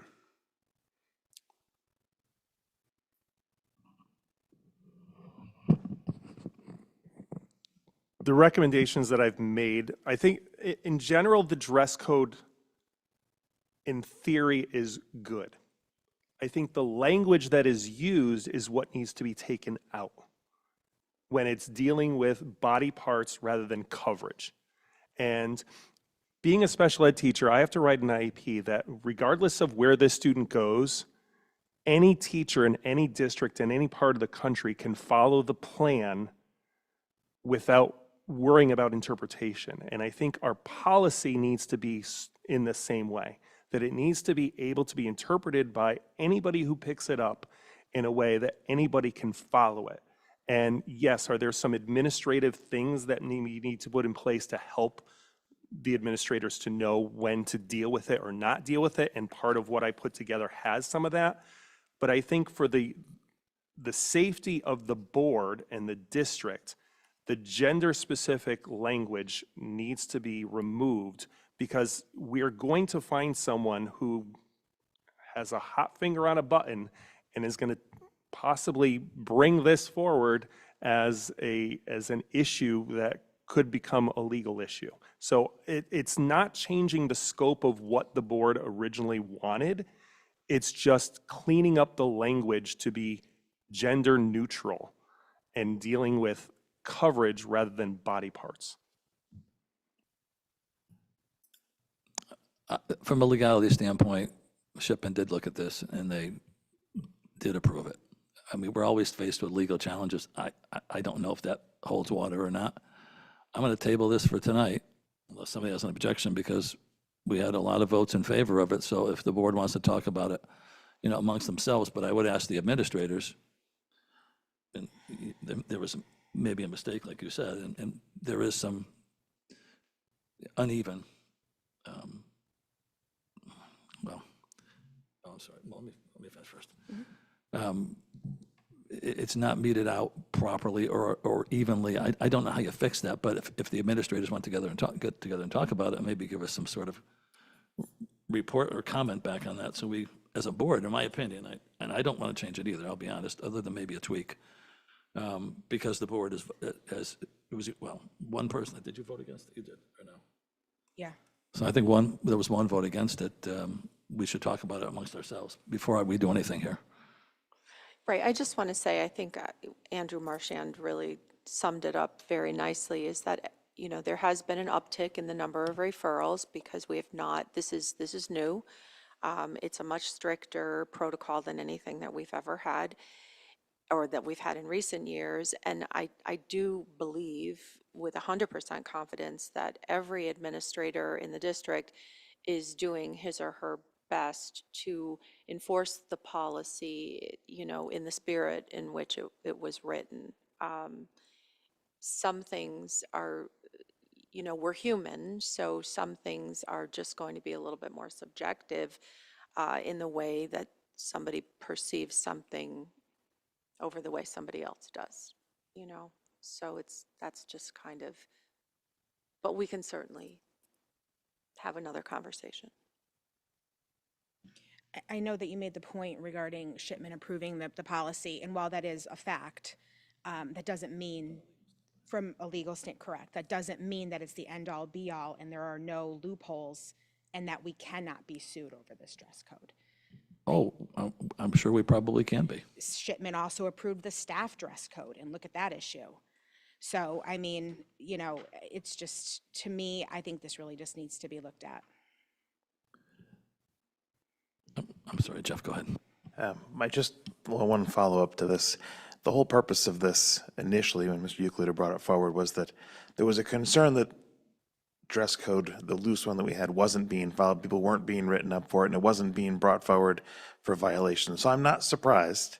I don't think anybody would be surprised by the number of referrals that have been generated, because the claim initially was that the referrals weren't occurring. So that part, I'm not at all surprised by, and that one doesn't really disturb me a whole lot. But the question we haven't got answered yet is, did it have the intended effect, right? So are you seeing less egregious dress, or I don't know what the right word is here. There were complaints. People said that some things were minor, some things were obvious. People were dressing completely inappropriate, some were questionable. Are we seeing less of the, I don't know what the best word to use here is, but are we seeing less of the significant violations, we'll say, and has that improved throughout the district? And I don't know the answer to this question, but that's the best way I can think to ask it.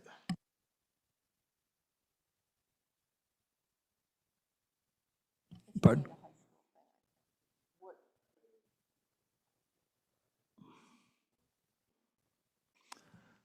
They all have their heads down.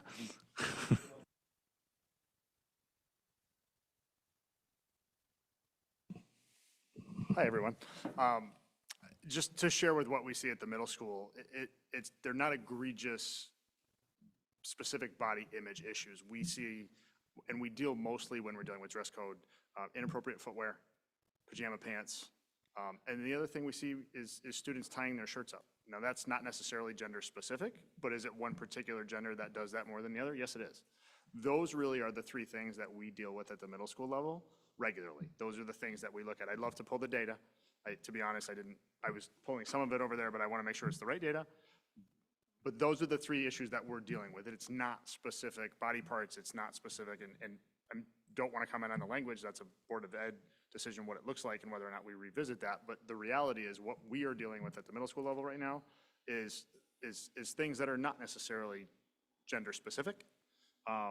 One of them does err more towards one gender than the others, but it doesn't matter who's got their shirt tied up in the back. I'm going to ask them to take it down.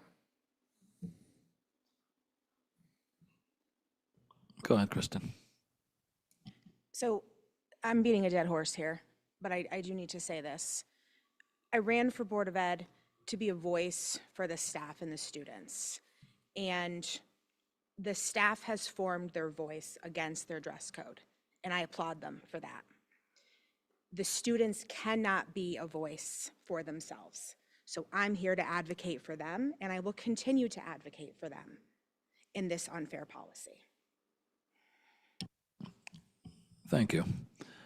And you've always said that, and I recognize that. I will say, and maybe I'm just older than most in this room, but I did have a daughter graduate recently who was, one of the girls who probably wasn't, typical what you'd expect to find of a 5'7" young lady who plays volleyball. She was a larger girl, and I don't think we ever had to tell her what to wear, but I don't think any student should. I mean, you mentioned kids want to wear what they want to wear, but that's part of the problem with what's been happening in the school system in the first place. It got to the point, and I walked through it with the prior superintendent.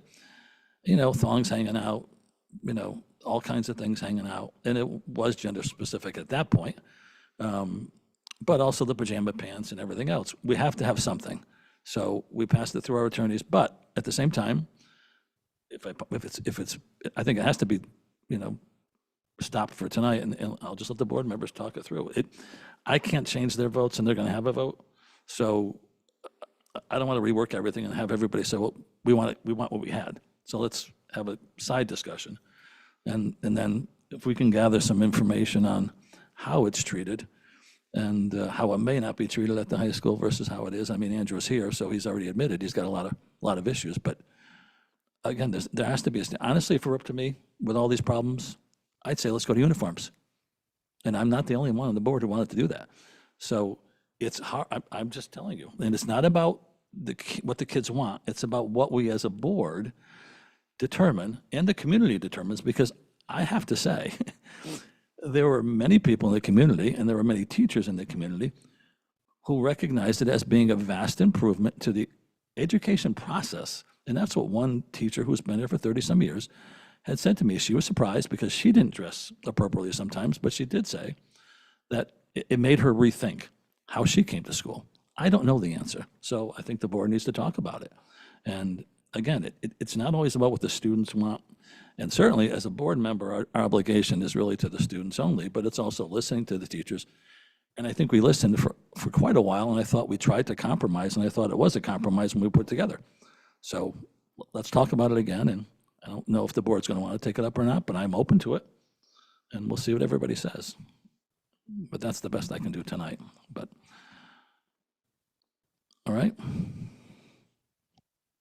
Unless somebody else on the board has an objection to what I'm doing, but okay.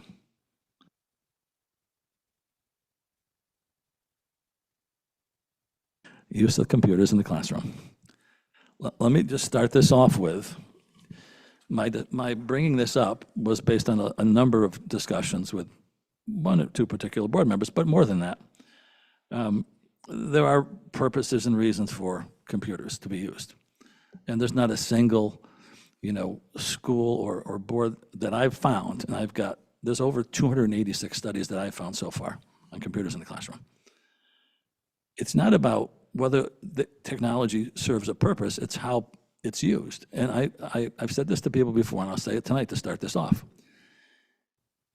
Is bringing computers into the classroom on a one-to-one basis, which, by the way, is being taken out of many, many schools right now because of the problem we're having with computers. Is that the best way to educate our students? Is it, from a scientific standpoint and from a results standpoint, the best way to give our kids the best education that they need? And if you look at the data and the meta-analysis, and if you look at the studies that have been done, and after tonight everybody can start to look at these things, there is a direct correlation between screen time test scores versus writing and reading test scores. And it's about a 50-point difference.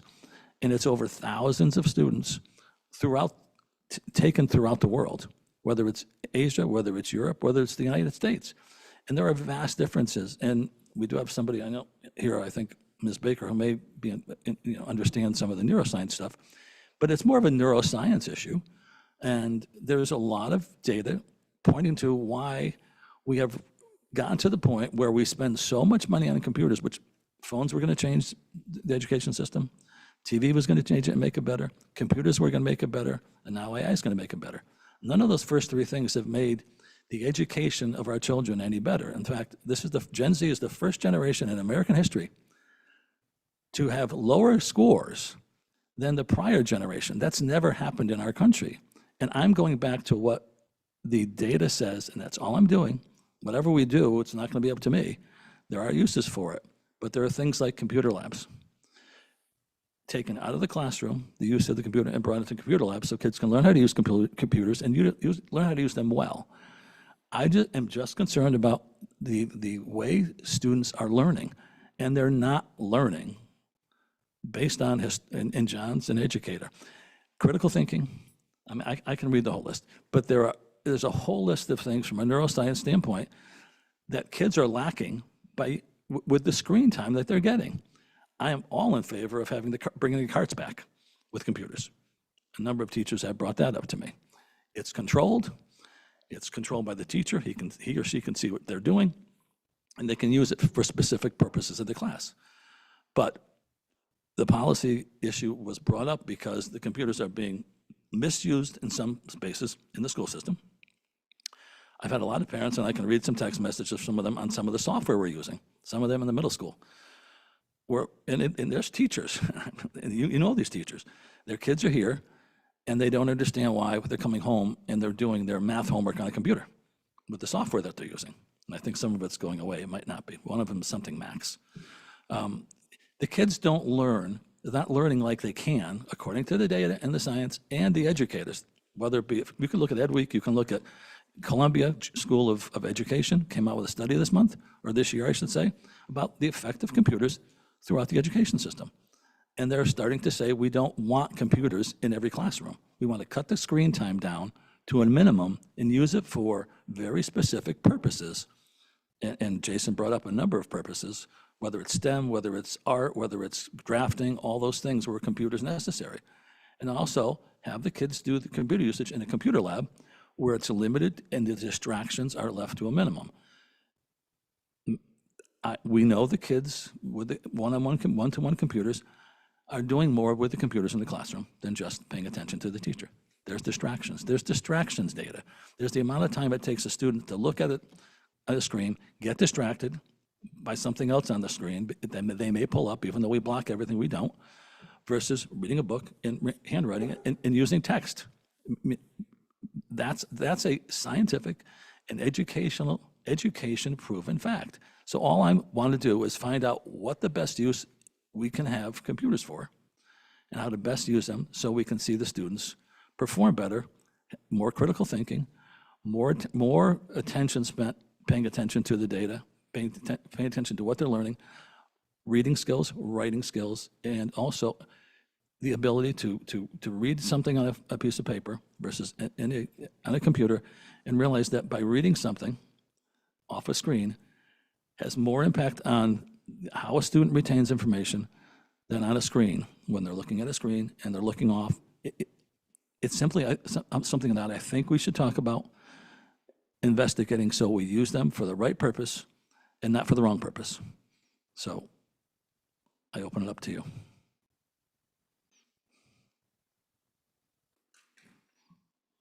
Hi, I'm Liza Rosa. I currently teach at TIS 6th grade social studies. I did have something prepared that I will read, but I'd like to respond to a few of the comments that you've made. Valid concerns, 100%. I have 3 children in the school system. Torrington, grades 3, 5, and 8. One of my children does have an IEP, and screen time is actually an issue for her that she needs to have limited screen time due to a disability. With that being said, I cannot imagine her not having that one-to-one device here in 8th grade. I am able to help her with her work through her learning disabilities. I am able to monitor her through her Google Classroom. I am able to work with her on that. Now, while I realize we're fortunate to be able to have that in our home, other people don't. So those children do need their Chromebooks, MacBooks, whatever they're using in whatever building, they need that accessibility here. As far as, I should have taken notes while you were talking, I'm sorry. Let me just get through this, and then if you please ask me questions after I read this. Go ahead. So I'm very thankful to be able to speak about this tonight. I am very passionate about this topic. So let me give you a little bit of context why.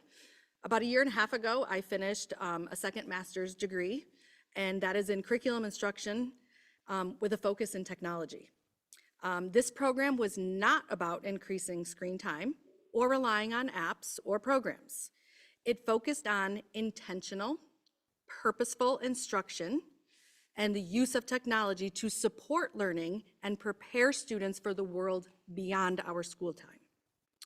Throughout my studies, there was a very strong emphasis on the 4 C's of digital literacy: creativity, collaboration, critical thinking, and communication, along with the alignment to what's called the ISTE standards, which are the International Society for Technology and Education Standards, which guide educators in using technology to empower learners rather than distract them.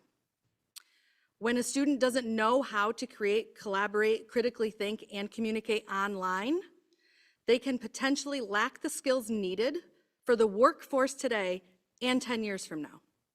Knowing more than just how to scroll, share, and consume is crucial for the world today. We all know that there are many places that we can't make an appointment if we don't have the technology to do that. It's preparing them for life, truly. This leads to a very important point. Our students do not automatically know how to use this technology effectively. Being comfortable with a device does not mean being digitally literate. Many students know how to scroll, they know how to swipe, and they know how to consume, but they struggle to research responsibly, organize their information, collaborate meaningfully, or communicate their thinking clearly in digital spaces. This is why the individual Chromebooks, MacBooks truly matter. We would never think to remove rulers or calculators from a math class, paint from art, instruments from music, because those are the necessary tools that allow students to practice and demonstrate their skills. Technology functions in that same exact way. When used intentionally, Chromebooks are not distractions. They are instructional tools that allow students to engage in learning in meaningful and authentic ways. I'm especially fortunate to be in a position where this year I am actually really putting this into action. As my team and I developed the grade 6 social studies curriculum, I am intentionally embedding these digital literacy skills directly into their learning experiences, not as extras, but as part of the actual core instruction. With access to the individual devices, students have structured opportunities to research and evaluate credible sources, which is a very difficult skill for students to learn. Draft, revise, and publish writing with meaningful feedback. Collaborate with peers in purposeful and accountable ways. Communicate their thinking using a variety of formats. Practice responsible digital citizenship. Within the grade 6 curriculum, students are not just consuming information. They are creating. They have opportunities to produce podcasts. This is 6th grade. Podcasts. Design infographics. Build slideshow presentations that demonstrate their understanding of historical content while also strengthening their communication, creativity, and their critical thinking. Without consistent access to these tools, these skills become inconsistent instead of intentional. And equity becomes a major concern. Not all students have access to devices, reliable internet, or academic software at home. Mrs. Jill Ciccarelli, that teaches here at Torrington Middle School, and I actually did this program together. And our final outcome for this program, we had to design an action plan to implement a digital literacy program in our school system. She focused on the part with the inequity in the homes, where I focused on other parts of our final product. And it is incredibly unfortunate for the students that do not have that access in their homes, even with the help from the community, even with sponsorships, even with grants. They don't have it. School is the only place where they can learn how to use technology productively and responsibly. This also directly connects to our Torrington's Portrait of a Graduate. Our vision calls for students who are critical thinkers, effective communicators, collaborators, creative problem solvers, and prepared for college, careers, and a civic life. These outcomes cannot be fully realized if students are denied opportunities to practice these skills in the digital environments they will encounter after graduation. Technology is not separate from this vision. It is one of the ways we bring it to life. I want to be clear, agreeing with you, technology should never replace strong instruction or discussion or hands-on learning or even the human connection, which we know that is an issue. Chromebooks do not replace teachers. They do not replace books. They do not replace real experiences. They are simply a tool, a necessary tool among many, and a powerful one when it's used thoughtfully. The goal is not more screen time. The goal is better learning time. As educators, we're preparing them not just for going to the next grade, going to our next building. We're preparing them for this future, that this is all that it is. Our future is technology. Yes, it is. It can- is. we You can can deb- disagree with we- me, we but can in deb- my we can- we- opinion and in my current studies and in my master's thesis that I just created, that was all the research that I did and brought to. I have a master's too, and I've done my research. So Okay. we're going to debate that next. And that's fine. That'll be the next level. But That's I've got fine. it. I'm not done yet. I don't want, all right. Well, let's- Removing or limiting access to individual devices does not remove the technology from their lives. It simply removes our ability to do our job and teach them how to use it the right way and how to use it well and be productive citizens of our society and our community. I live here. I've grown up here. I'm a product of Torrington Public Schools. I have 3 children in the system. I'm a very dedicated educator and parent. I cannot fathom the idea of taking this away from our kids, one-on-one. Chromebook carts, computer labs, that's our past. That's what we got away from because we didn't have enough computers. We don't have enough classrooms. We don't have time in the schedule to take these kids to these individual places to make this work for them. It's part of their curriculum. It's part of their necessary learning. It's part of So our let me, vision let to me them ask you as a a, question. as the Let me ask you, POG. let me ask you a question. Yes. And you have to answer this honestly. And I'm going to have Jeff get involved. He's more of a computer guy. Explain to me and prove to me that it's actually improved the education and the outcome of the education for our students overall. We can't talk about the top achievers because there's no data to prove that. In fact, the data is just the opposite. So we need to find the right mix because everything you said may be true, but in a perfect world, and in this school, that's not happening. Most schools, it's not happening. That's not me just saying this. That's every single, the tech people, the people who invented AI, the people who invented computers say the same thing. Computers do not teach. I agree. That's what I said. But we're not teaching because the kids are not getting the results. And it's not about the teachers. But we've incorporated, and again, this is not me saying this, and I don't know the outcome. I bring up the carts because many teachers have told me that was the best system that they've used in the school system. That's a logistics issue. But we can't continue to see the grades, to see the results, which are 50% to 60% lower than what they were before the introduction. And that's where this ties into with all the data. I don't know what you're reading in your master's program, but there are umpteen number of neuroscience results, data results, metadata throughout the world, parts of Asia, Japan, Sweden, states in the United States that are communities in the United States that are taking computers out because they don't see a connection between results and computer usage. It's just not there. So all I'm saying is we need to do some investigation. We need to know where the disconnect is. And I'm going to let Jeff talk in a second. We need to know why, if everybody believes, like cell phones were going to change the world, like everything else was going to change the world, like AI is going to change it, give us the information and the results we need so this generation, which is the first generation in American history to not achieve better education results, better scores, and better outcomes than any other generation in American history. That's not me, and I can't give you the name. I can read you the organizations, but those are national organizations, NEAS and all of them. All I want to know is how do they fit in? Because it's not just screen time being cut down. Screen time is being increased. It's becoming more involved in homework. It's being sent home, and I'm getting dozens of parents and 4 particular teachers, maybe 5, who don't want their kids doing math homework on software at home at night. They don't want their kids doing virtual biology work at home at night. They don't want lab work being done virtually. They want it in the school. We spent a fortune on this school, and it's being shoved into a software program. Those are the complaints.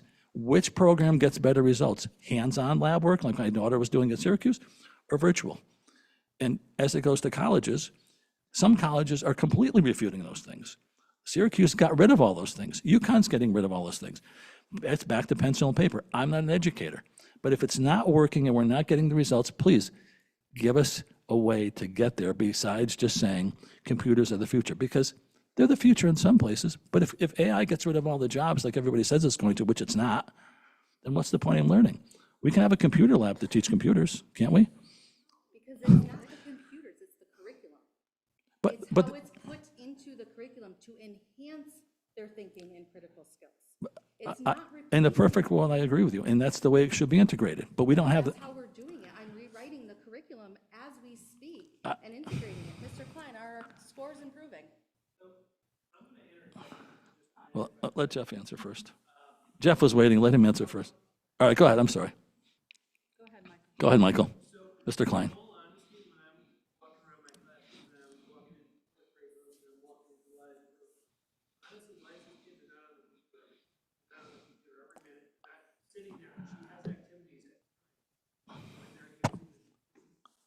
I'm not referencing her, I'm referencing the outcome, the total outcome.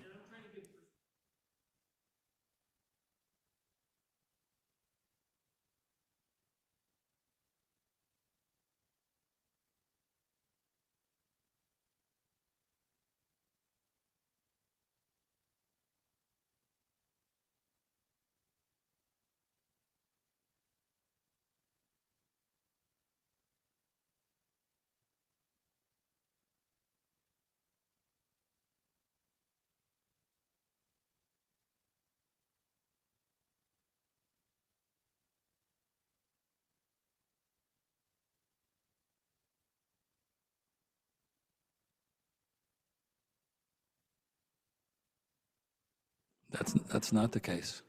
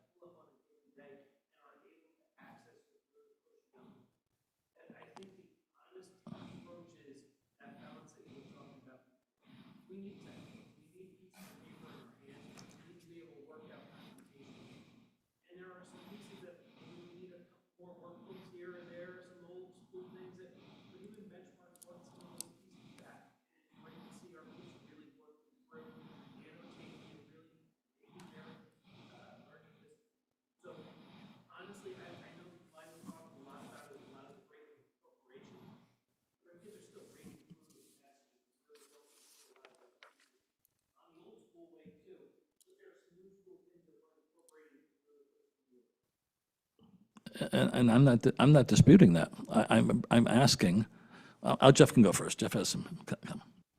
Let me just say that I agree with most of the things that Mrs. Rosa has said tonight. I will take a couple things to bring out. Computers have replaced a good percentage of textbooks, not as like consumables, but the textbooks themselves, our own budget shows this. We pay for subscriptions now rather than textbooks. That's a reality. The other piece to this is we are talking about the intermediate school tonight, but this is really a call it a 6 grade and up problem.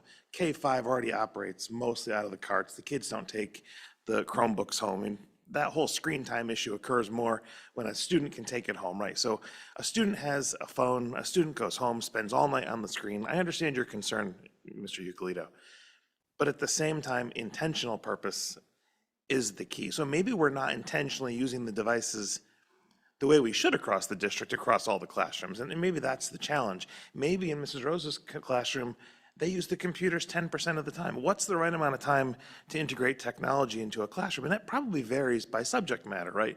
So maybe we don't have the tools and the budget to provide some biology labs that is a great opportunity to do in a virtual environment. Maybe we can't afford to spend $100 per student for some really extravagant experiences. I'd love to be able to, but maybe we can't. Some of those things computers help you do.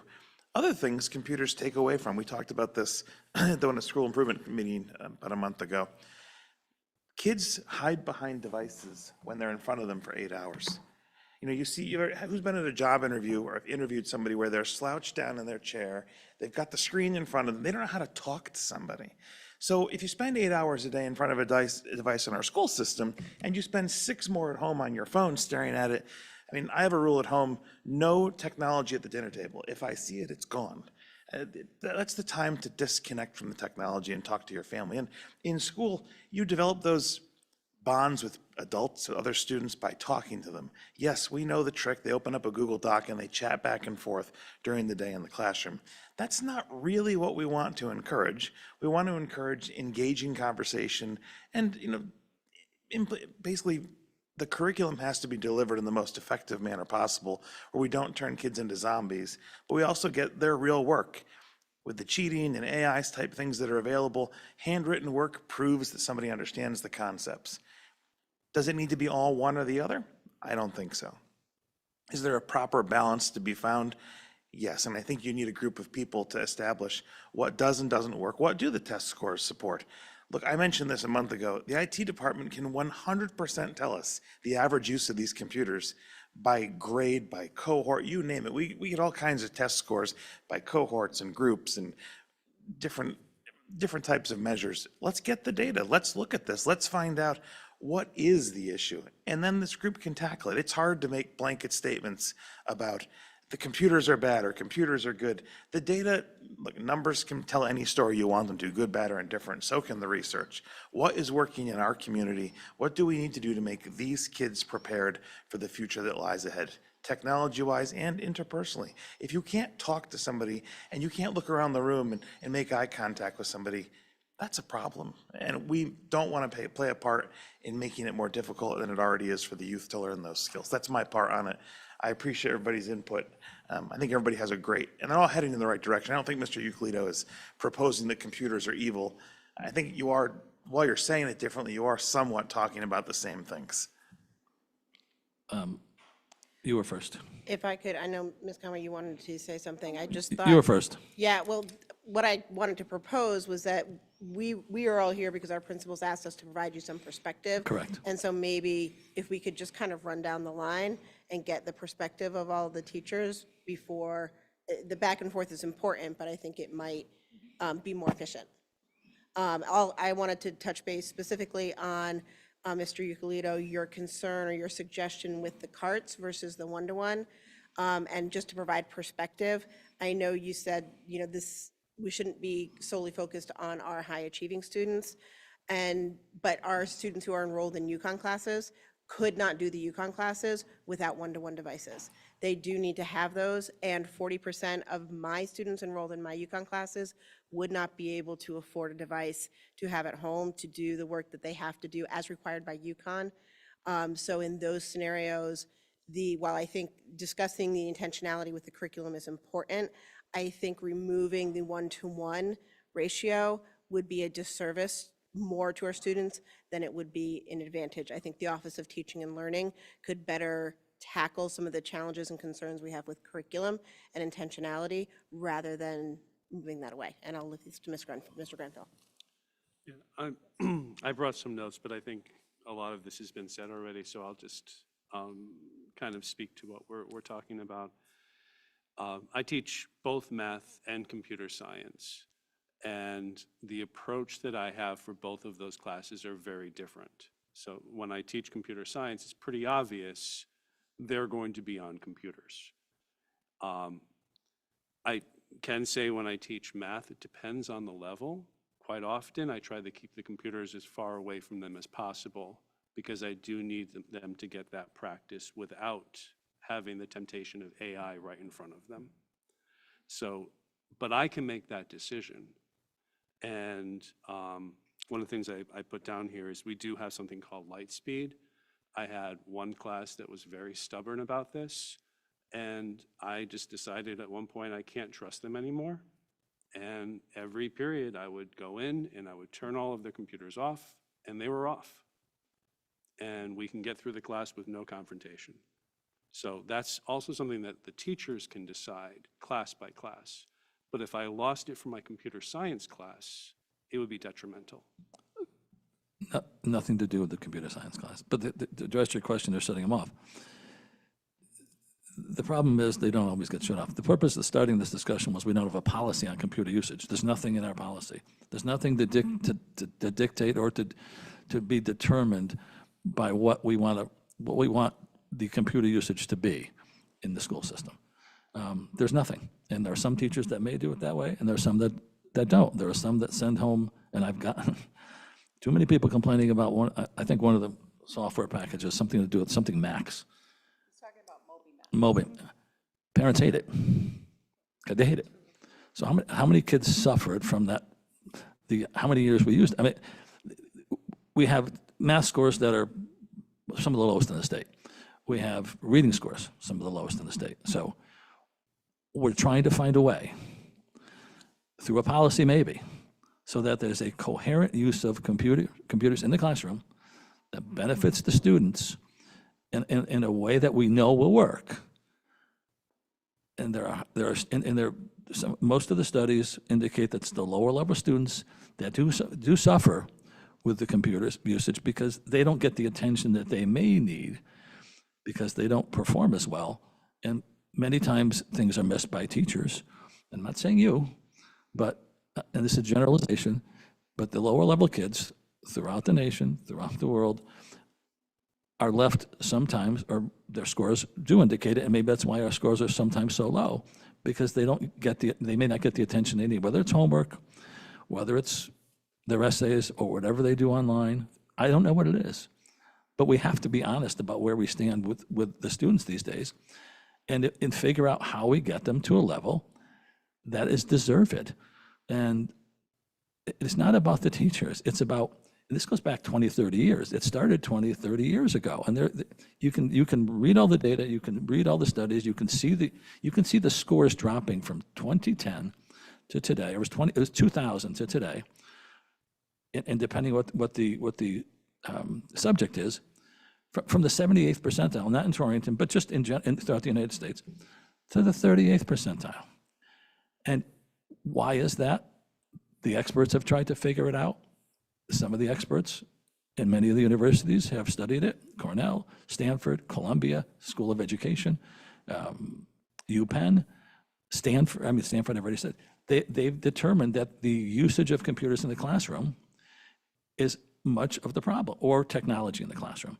Not that it shouldn't be used in the classroom, but how it's being used. And again, it may not be the higher level kids, and Pat Richardson talks all the time about his kids, how he rarely uses it, but he's got the smarter kids that know how to use it. It's the kids that don't know how to use it, meaning how they can learn from it, because they may get distracted much easier. And there are kids who are on their computers doing other things during the classrooms.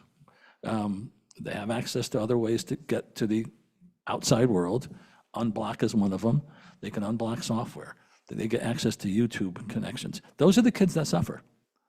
And I'd like all kids to have the same outcome as best they can. Like, we can't guarantee an outcome. That's an equity issue. It's impossible with grades.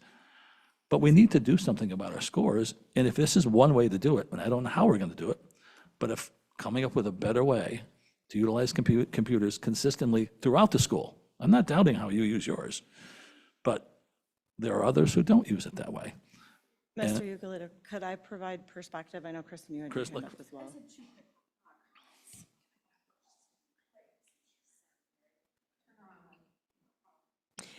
Regarding your comment about performance. Maybe the students would perform a little better if they had a say in what they wear. But anyway, that's my facetious comment for the evening. Secondly, first of all, we grew up together. You're an amazing teacher, you're an amazing mother, and I 100% agree with everything that you said tonight. And I probably will agree with everything the rest of you are going to say as well. I'm not in favor of carts. I'm not in favor of computer labs, although it worked very well for us in the 90s. It does not work now. I do, how long have we had one-to-one? 6 years now since COVID, 5.5? So my kids were in second and fourth grade when COVID hit. So in the 6 years now, they're in eighth and 10th. I have never but once seen a classroom where I thought computers were overused.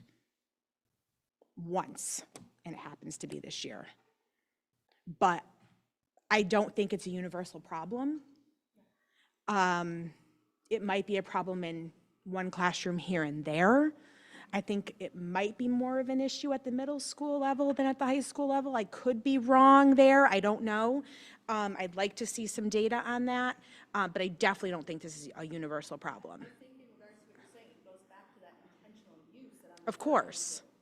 If our curriculum has that intentional use in it now, you're gonna see the difference. We haven't had this before. Yeah. We've never had the opportunity to develop the curriculums to reflect this. Times are completely different than even when COVID hit, like. Yeah. Completely different Agreed. as far as technology. Yeah. Everything changed. We didn't have a curriculum or even a foundation to build the curriculums to support this. That's why we're seeing the dip in the scores. We don't have the necessary things we need to get it up and running. We are there now. You have teachers working together. Kim, God bless you for allowing us all that time. I say to Mr. Klein every day, the amount that we have been able to do this year that has impacted the students so positively, the change I've seen in your daughter since the first day of school, accessing what she needs to on the computer, mind blowing. And that's just in one school year because we've been given the opportunity to make the necessary changes to make it intentional. Moby Max, 100% agree. No, but that's what I mean. It wasn't Intentional. given to us to make it intentional. And So- now we're there. Now we're there. And as far as your commentary about the lower kids are the ones that struggle most with it, I have 2 children that are in low.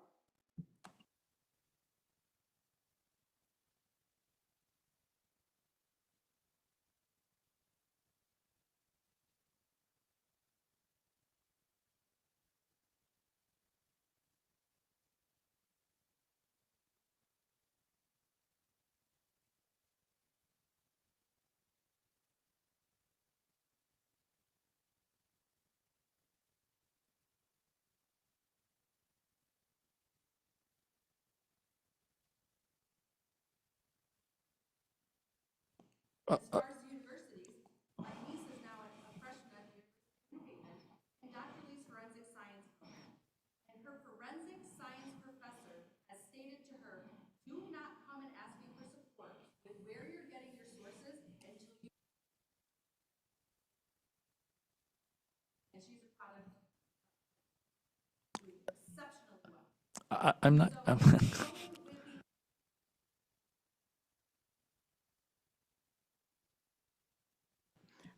I just want to provide perspective because you mentioned, and hopefully this will bring this together, and then I feel like we should hear from the other teachers because it's important. One of the things I want to bring forward from an administrator perspective, you're worried about policy, right? And how this gets used in the classroom. So not only is curriculum being built, and we're making huge strides with the Office of OTL really moving forward and getting our teachers to have input and make those changes and think intentionally about how we're using this tool of technology. But in our evaluation system, which is state approved, we have multiple statements that we have to look at. One of which is teachers make effective use of technology to support student learning. That's partly our job as administrators to make sure if we're seeing a classroom that you're not happy about, yeah, we got to make some of those changes. It takes a little bit of time, but we need to look through, okay, that teacher may be relying a little too much on technology. It's our job to work through that with the teachers and to think through the lens of and advocate for our students. One of the other statements is teachers provide students with access to a variety of print and digital resources. So we have to make sure that our teachers are moving forward using these things in addition to the curriculum coming together to do that. At the secondary level, having been there and also having been at the intermediate level, it is necessary for kids to have one-to-one device. Is there a way for, just like we did with Andrew pouches, to say, nope, today we're not using them, we're putting them away, or we're storing them over on the, counter for now so that we can get through what we need to? One of the other pieces in the evaluation system that we were talking about, Mr. Putnam, you brought it up, communicating with each other. That is a huge standard in all of curriculum, in addition to we are constantly looking for, with teachers, are they fostering how student-to-student discourse is happening? We've done a lot of work with OTL, or high-quality instruction, and thinking through those things as well. As administrators, it is our job to take a look at those pieces and make sure we talk at our admin meetings. What are we seeing? Are we seeing similar things? What is happening at different schools that we can mesh these types of things together? So I just wanted to provide that perspective, and then definitely let the other 3 teachers who have stayed this long have a conversation and bring to, forward what they have there. Okay, so Maggie McGillicuddy, I'm the science department coordinator. I also had 3 kids, one of the last one of whom is going to graduate very soon. And number one, Mr. Putnam, I agree. We have a no cell phone policy at dinner. And not only do we enforce it for us, when my children's friends come over, they get the same treatment. So you are welcome anytime you'd like. Mr. Eucalito, I have to disagree with you. You said that a lot of colleges and universities are getting away from some of these digital resources. That may be true in the classroom in some regard. However, all of UConn's libraries are online. We use the Wall Street Journal online. We use the Connecticut Stock Market Game, because I'm representing like 8 different departments here, apparently. But we also, I have to say, I was doing a lab today using Scholastic resources. We had done some work online because I have the hard copy of the magazine available in class. I also have a digital version of that magazine that has text-to-speech. I can change the lexile. I can teach kids how to annotate the text within both the print and the digital. So I agree, Hillary, we have to come up with something. Here's where I think it changes. When I was doing this, the kids had, their task is to now build a hurricane-proof structure. And they know, I go, okay, put them away. And the kids do. Well, I have this one nudgy kid who was trying to hide his computer behind another kid. I walked over, I said, I told you to put this away. He's like, no, Mrs. Epp, I'm researching how to build a better structure. Like, in my classroom, they are using it intentionally, and I will speak on behalf of my science department. Some of what we do, we cannot do without technology. Some of the data analysis that we have to do, and especially in our UConn, our really high-level courses, we would not be able to do without the computing capacity. In my meteorology course, we look at a graph called CAPE, where there are 4 variables on one graph that incorporate trillions of bits of data. Humans cannot do that. And even with that, we still need people to interpret the data to tell us whether or not we're going to get, 52 more feet of snow or whatever. So while I agree that we have to be very intentional with our use of technology, and where I agree that we have a wonderful administrative team, I can speak to the high school, who are very, very helpful, helping us implement things. I think what we perhaps have to turn the lens on is our work with the community. I think we need to teach parents how to better use technology when the kids are not with us. I've got them for an hour, and I have a pretty firm grasp of what they do in that hour. After that, they're not mine anymore. So I think we need to educate the community about the appropriate use of technology in terms of education, in addition to working with our staff. I don't know how I'm going to follow this up, but I think that, my name is Michaela Lagassi. I'm a grade 5 teacher at TIS. This is my first year in 5th grade. I was previously in 4th grade. I agree that with everything that's been said, a couple things that struck me were the computer carts, the computer lab, and I just wholeheartedly agree that unfortunately we can't get through enough intentional time where students are getting something positive out of that. I think about an analogy of someone who's a runner. I can't just run once a month and then all of a sudden be able to run a 5K well. I think that these students need repetitive daily use on these programs so that we can be able to see their positive outcomes on state testing. And I know that there have been comments made about data not being what we expect, but from a grade 4, grade 5 perspective, we have seen incredible leaps and gains in what these students have done. And that has been since we started getting these one-to-one devices. Through those times, we've been able to let students practice for the state testing. We've allowed them repetitive use of the screening tools, of how to use screen readers, how to use strike-through online, how to annotate in a notebook instead of directly on the paper, which they do as well. But in order for them to do well on that test, they can't just see it for the first time and then be able to perform well. They need to be comfortable with the platforms in which they're using so that they can do well on that assessment. And just from my lens personally, just a couple of programs that we use on a regular basis are programs like Lexia Power Up and Freckle, which is linked directly with our universal screener of STAR. So that's a very similar format that students are exposed to. And one thing that's really wonderful about Lexia Power Up specifically is that students are given very specific and differentiated instruction based on their needs, so that, let's say I'm working with a small group, I can also have other small groups that are working on enriched instruction, maybe Greek morphology, but then I can also have students who are working on CVC words, and I don't have to worry about making sure that they are getting what they need because they're getting what they need in that moment. Lastly, with Freckle, one thing that I really love is that immediate feedback that I'm able to get. So for example, during my WIN class today, I'm teaching a lesson on commas and how we use that with questions and responses.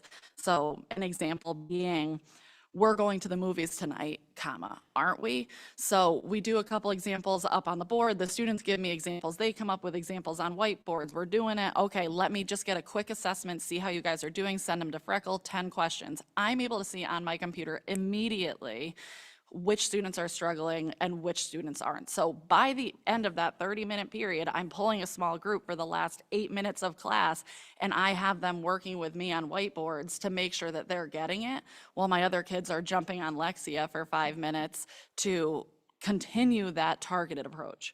So again, I'm in favor. I think that they need more than just once a month exposure in order to be successful.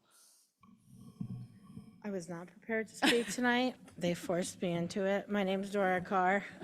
I just came to watch. I teach here at the middle school. I'm a Thrive teacher, so I work with a different group of kids, and it's my 5th year with them. It's a self-contained behavior program, and I agree with everything everybody has to say. I don't want to take computers away from kids, but I also see the negative effects it has. Sometimes it's just a constant battle. You want to use the computers, and then, thank God they can't email their friends anymore, because that was a constant battle. You're trying to, you don't want to shut the whole thing off because some kids are using it appropriately, but it is. And then when you do take the computer away, I have kids who just shut down. Heads are down, or they swear at you, they're throwing their computer. So I do kind of see, it does cause a lot of trouble for some of us, and some of the kids, they just have that, they don't have that self-control with it. Then I have parents who are like, please do not send my child home with that stupid computer, because then they're using it at home for things that aren't academic and school related. So then I have to monitor. But I would never take the computers away, but I think we need to find a good balance, because, I do the same thing. I have the Scholastic magazines. I have got the hard print. I've got it on the computer. And what I really hate is tutoring online. I wish we could bring back more one-on-one tutoring. I'm tutoring 2 kids right now, and they're not the kind of kids that are online kids, and tutoring them has been really, really hard online. So I wish that's something we can look into too, and just not always rely, they're not going to sit home. They're not doing any of everything's on their Google Classrooms, but they're not doing any of it unless I'm on with them. And it's hard, so I wish that we could kind of revisit the tutoring aspect with some of our kids to make it better for them. That's all I have to say. I don't like talking. Thank you, Dora. Jason, you're last. So, couple things. Number one, Mr. Euclido, you've mentioned very specific numbers of studies talking about things, and prior to my computer dying because I forgot my charger, could you share with us some of these studies that you're talking about? Because I think it was 282 studies that you said were done, and I'd like to see specifically, we throw out a lot of generalities. Okay, and I appreciate that. Is this about budget or achievement? Do you want to eliminate computers altogether or control computer use? What a computer teaches is not measured by standardized testing. But we're required to do it. District mandates 12 days of testing for STAR testing, which is all on computers. We're taking away 12 days of instructional time to test kids on computers to see what they know. You've mentioned how scores are not increasing, but Mr. Pinney, who showed you said the most professional and the best presentation, showed great growth in reading and math by our students. Are we still below? Absolutely. Are we making gains? Absolutely. So let's focus on the growth rather than being below level. I can't remember, but you can't just look at the current growth, because you have to look at I'm looking at the problem itself, which many neuroscientists have identified as being the start of all this. I'm not saying get rid of them completely. My point is, we don't have any policy in place to put the guardrails up so that they're used properly. Is that the best word? Or effectively, efficiently, so the students get the background they need in every single reading, writing, arithmetic, all the things necessary. We know they're needed in some special ed needs. We know they can be used in many ways, but at the same time, there's many ways that they probably shouldn't be used. So I don't know, other than a policy, and I've talked to Mrs. Ferguson about this, how we put the guardrails together in holding people accountable, teachers and everybody else accountable, and giving them the guardrails to go by, no different than a policy. But we have that guardrail in our evaluation procedures. And what the administrators are observing us on and rating us on in the T-eval, that is part of what they are required to do, is ensuring that we're using technology appropriately in the classroom, and those are the standards that we are being addressed when we are being evaluated every year by our evaluation program. But we haven't defined appropriately yet. So how do you define, how would they define? It's effectively. Oh, okay. Effectively. So I think that we need to be careful in what we're trying to do or how we're expressing what we're trying to do, because I'm hoping that some of what we're thinking you're saying is more than what you're really wanting. I don't think you want to eliminate computers. No, we can't eliminate computers. Okay, I agree so with I you. think said last that time is you were here. something that needed to be on the record, because I think that there's a lot of confusion on exactly where this discussion is going. No, I started and off looking my comments. I started off by saying, Okay. I'm not suggesting that. Okay. But So computers are necessary. And 90%, what I could pull up, 90% of all schools, and there has not been a decrease, still have one-to-one devices. I'm not going to dispute that. It is going down, but it doesn't mean, one second. It doesn't mean that doesn't mean that they contributed to the problem or they didn't contribute to the problem of where kids stand these days. That's all I'm saying. I don't know the answer. I know and I'm going to give you all the research out there. And it's hard to find some that doesn't indicate that screen time and computer usage in education has gone beyond where it needs to go. I don't know if that's the answer, but it is the data you can find, and it's everywhere, that the screen time is what has contributed to the problems with test scores and all the other things. Again, I don't know how they're going to use it, but we can determine how it should be used. And if it's something that you think will work, then you can be evaluated on that basis. But we haven't really been doing that because we haven't had a method to use. And I don't know, but Mrs. Ferguson and I have talked about it, and that'll be something that I hope we can come to a conclusion on. And the last thing I just want to say is, at what point does this shift from what the school district's responsibility is and what parental responsibility is in teaching proper use of technology? But there's a difference between the proper use of technology and how we use it. And of course, parents are responsible for a lot of things. But the point is, how do we use it in the school system?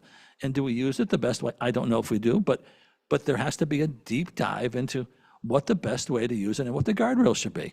And there are a lot of things you just can't eliminate them for, like meteorology and all those other things. But there are other ways that they may be being used and are tied into the studies that have been done about how it's putting too much screen time in front of the kids, and their brains don't work with the screen time as well as it does with other ways, whether it's writing, whether it's arithmetic, whether it's social studies, in those ways. Of course, there are many reasons for it, but we got to figure out what the best ways are. I've never said get rid of computers. I said it needs to be discussed.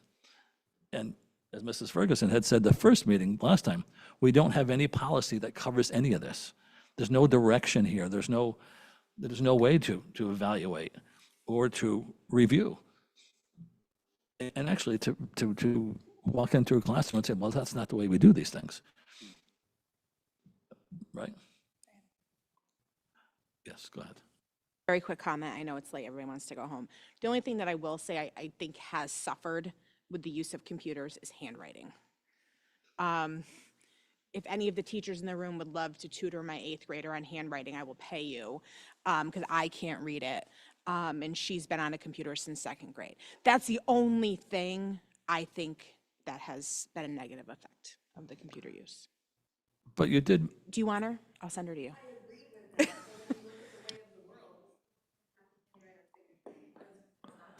true. I understand what you're saying. Yeah.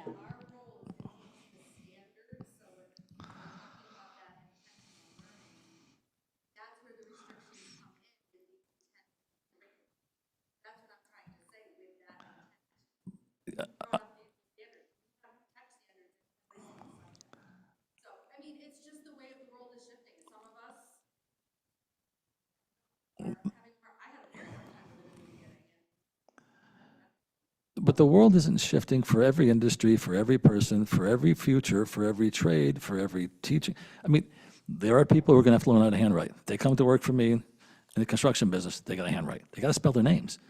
You have to be able to read the handwriting. But you had mentioned there's a class, an Italian class that your daughter's taking, that's all on a computer. That's insane, in my opinion. The whole class. You can't learn Italian on a computer. But it's the only time I've ever come across that. I don't disagree with you. I will say for some of our English language learners and our students who are in language classes, they're actually using some of the tools to be able to evaluate their speech so that they can improve their language skills in other languages. And at the secondary level, I teach science content. I don't teach language acquisition. However, we have a very high population of students who speak a different language. And it has been extremely helpful for me to be able to translate things. In fact, that was the goal that I've been working on for 2 years, to help my English language learners be able to acquire science skills regardless of their language. In this case, she's an English-speaking student who's sitting in front of a screen, the whole class. Right.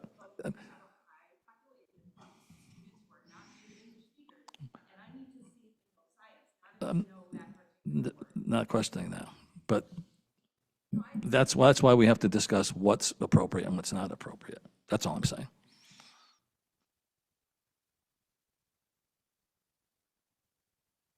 Okay, I think there's going to be further discussion. I don't know how to craft a policy. We'll put it in Ferguson's I'm just kidding. But it will have to be discussed, and Jeff will be involved, and Mr. Berger. I mean, we'll have to discuss it further. No, I'm not talking about getting. But people, again, I don't think you should lose sight of the fact that there's something missing in the education process for our students. There is. And you can't ignore the biggest boatload of data out there and studies out there that are indicating a lot of it is computers. Not that the computers are bad, but kids learn more off the screen than on the screen. So how do we balance that? There's not a lot.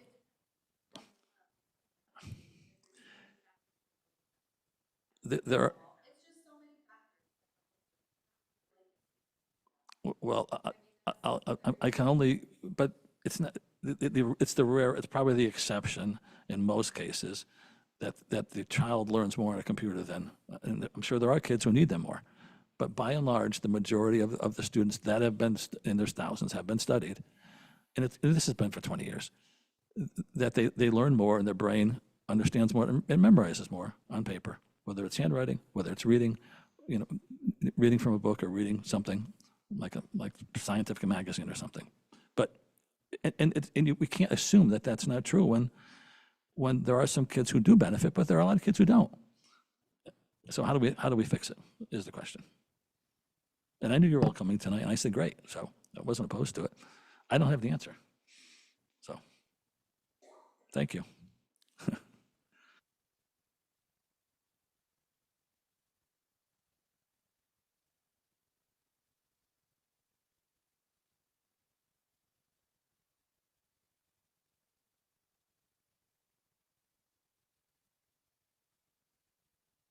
Comments for the good of the order. We're going to start over at that table over there. Just real quick. I will say, I would welcome every board member, regardless of which school they're assigned to. Any day, anytime, announced or unannounced, I would love to have you come in to see what our students are doing. Anytime. I know how you teach. No, I agree with you, yes. And same with Sullivan. How was our meeting, Dora? Thank you. All right, Jeff. I'm going to take 30 seconds. Mrs. McGillicuddy mentioned a Connecticut stock market game. I'm going to put this all together now. I was the first class to do that back in, I'm going to date myself, 1993. Another 1997 graduate and I actually have, our group won that. We were in Vogel Wetmore School. We went to New York City to do this, but that game was played with no computers. So in 1993, we won, ironically, by selling every stock we had and buying Apple computer in the final week. So this is the funny part about it. Now, think about that today. You ask about proper technology use. Could you even play that game without technology today? We used the Hartford Courant and some Wall Street Journal that Ms. Pelchat brought in for us to help. I remember the story from back in the day. But that game is impossible to win without a computer today. Not even just win, be competitive. You're trying to build students who are competitive in the workforce and do things. Technology is a part of that. Now, to the opposite side of this, do I need to have a computer in front of me to learn a spoken language, right? So you have world languages. Yes, I'm sure a computer is important for fast translation and things, but should a student be sitting in front of it for 45 minutes of their 45-minute class? It's a spoken language. Technology has its place, it has its use, and it has its proper and intentional use. So this group will get there. Let's get the data. Let's put all these great people who took their time to come out tonight. Let's figure this out as a group. I appreciate everybody's time and their enthusiasm on the topic. Have a great night. Warren Buffett could have done without a computer. Go ahead, Glenn. Good meeting. I like the cohesion between both meetings because they're both definitely technology related, right? And the unknowns of overusing or underusing such technology. This is the first time I heard the term intentional use. You know, Jason, we have no idea what your evaluations are. We don't have access to them. We're not allowed to see them, so we don't know what that data would be. So you got to understand from our perspective, the 6 of you here may be using intentional use perfectly, but how many teachers are there in the district? How many may be overusing it to their advantage and hurting the teachers? Hurting the students. So from our perspective, do we need to find that balance? Do we need to get, I'm sorry, I don't know who you are, but whatever you're developing, Sterling. So you're developing what were you saying along with what she was saying? Well, the curriculum, the teachers are developing the curriculum, the administrators are overseeing that. Yeah, so you guys are doing something to come along with this intentional use. You know, that's the first we've heard of it, really. So I was just kind of pretty cool how they both meetings aligned with AI and overusing and underusing, or how to use it in computers in the same way. I think they will there's go a lot together. of discussions. Nobody's taking computers away. That's definitely not what we want to do, but just make sure technology is being used properly within the district. That's really it. Except the dinner table. I hope if you do have the discussion, you guys do know how to write. Okay. Carry on, I gotta get out Bill, of here. Bill, you're next. Nothing. Important topic, and I'm glad to see that we're handling it, at least in part, by talking to the people who actually work with kids every day. This is where it has to come from. Kristen? I've said enough tonight. Yes, you have. Shut it off. I'm just kidding. My brain hurts and I haven't eaten dinner. So thank you for all of you who came tonight. Very eloquently done. Agree with all of you. We'll make it happen the right way. I just want, so Mr. Klein had his hand up a few times and I missed him. Do you want to contribute here?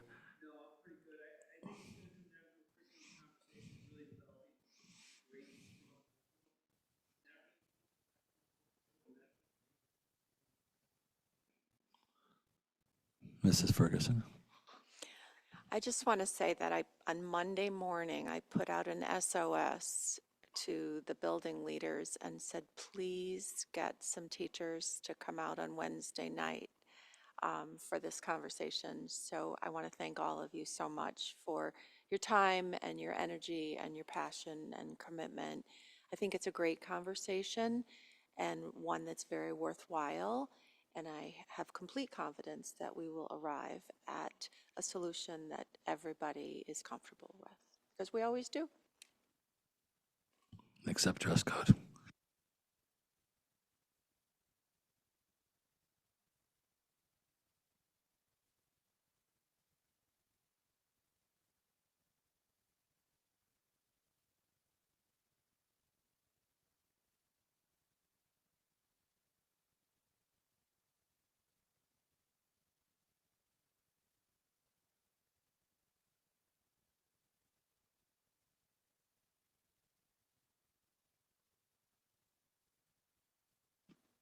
Ditto, thank you to you guys for coming out and sharing your perspective, and good meeting, good discussion.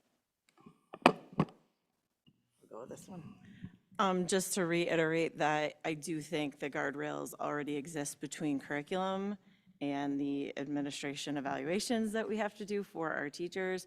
And I think this is the first time in a really long time I've been here as a student and as a teacher and as an administrator that all parts of the community are working together in a really great way to do what's best for kids.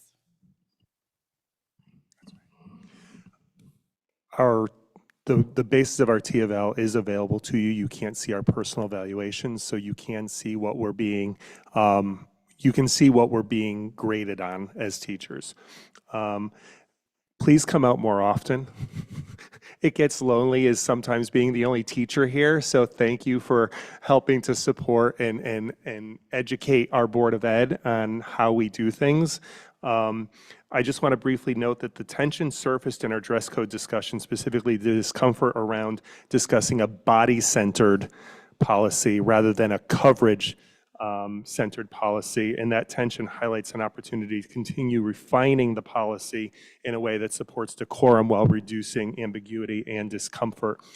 So in our apprehension to say certain things may be guided by the way the policy is written. Thank you. Thank you, Jason. Marissa? Everything's great. Again, I'll end it with this. It was a discussion between the two of us. We need to come up with a way to define its purpose. At the same time, try to find a way to give all students the best opportunity, with or without computers, and what gives them the best results. Thank you all. Motion for adjournment? Second. All those in favor? Aye.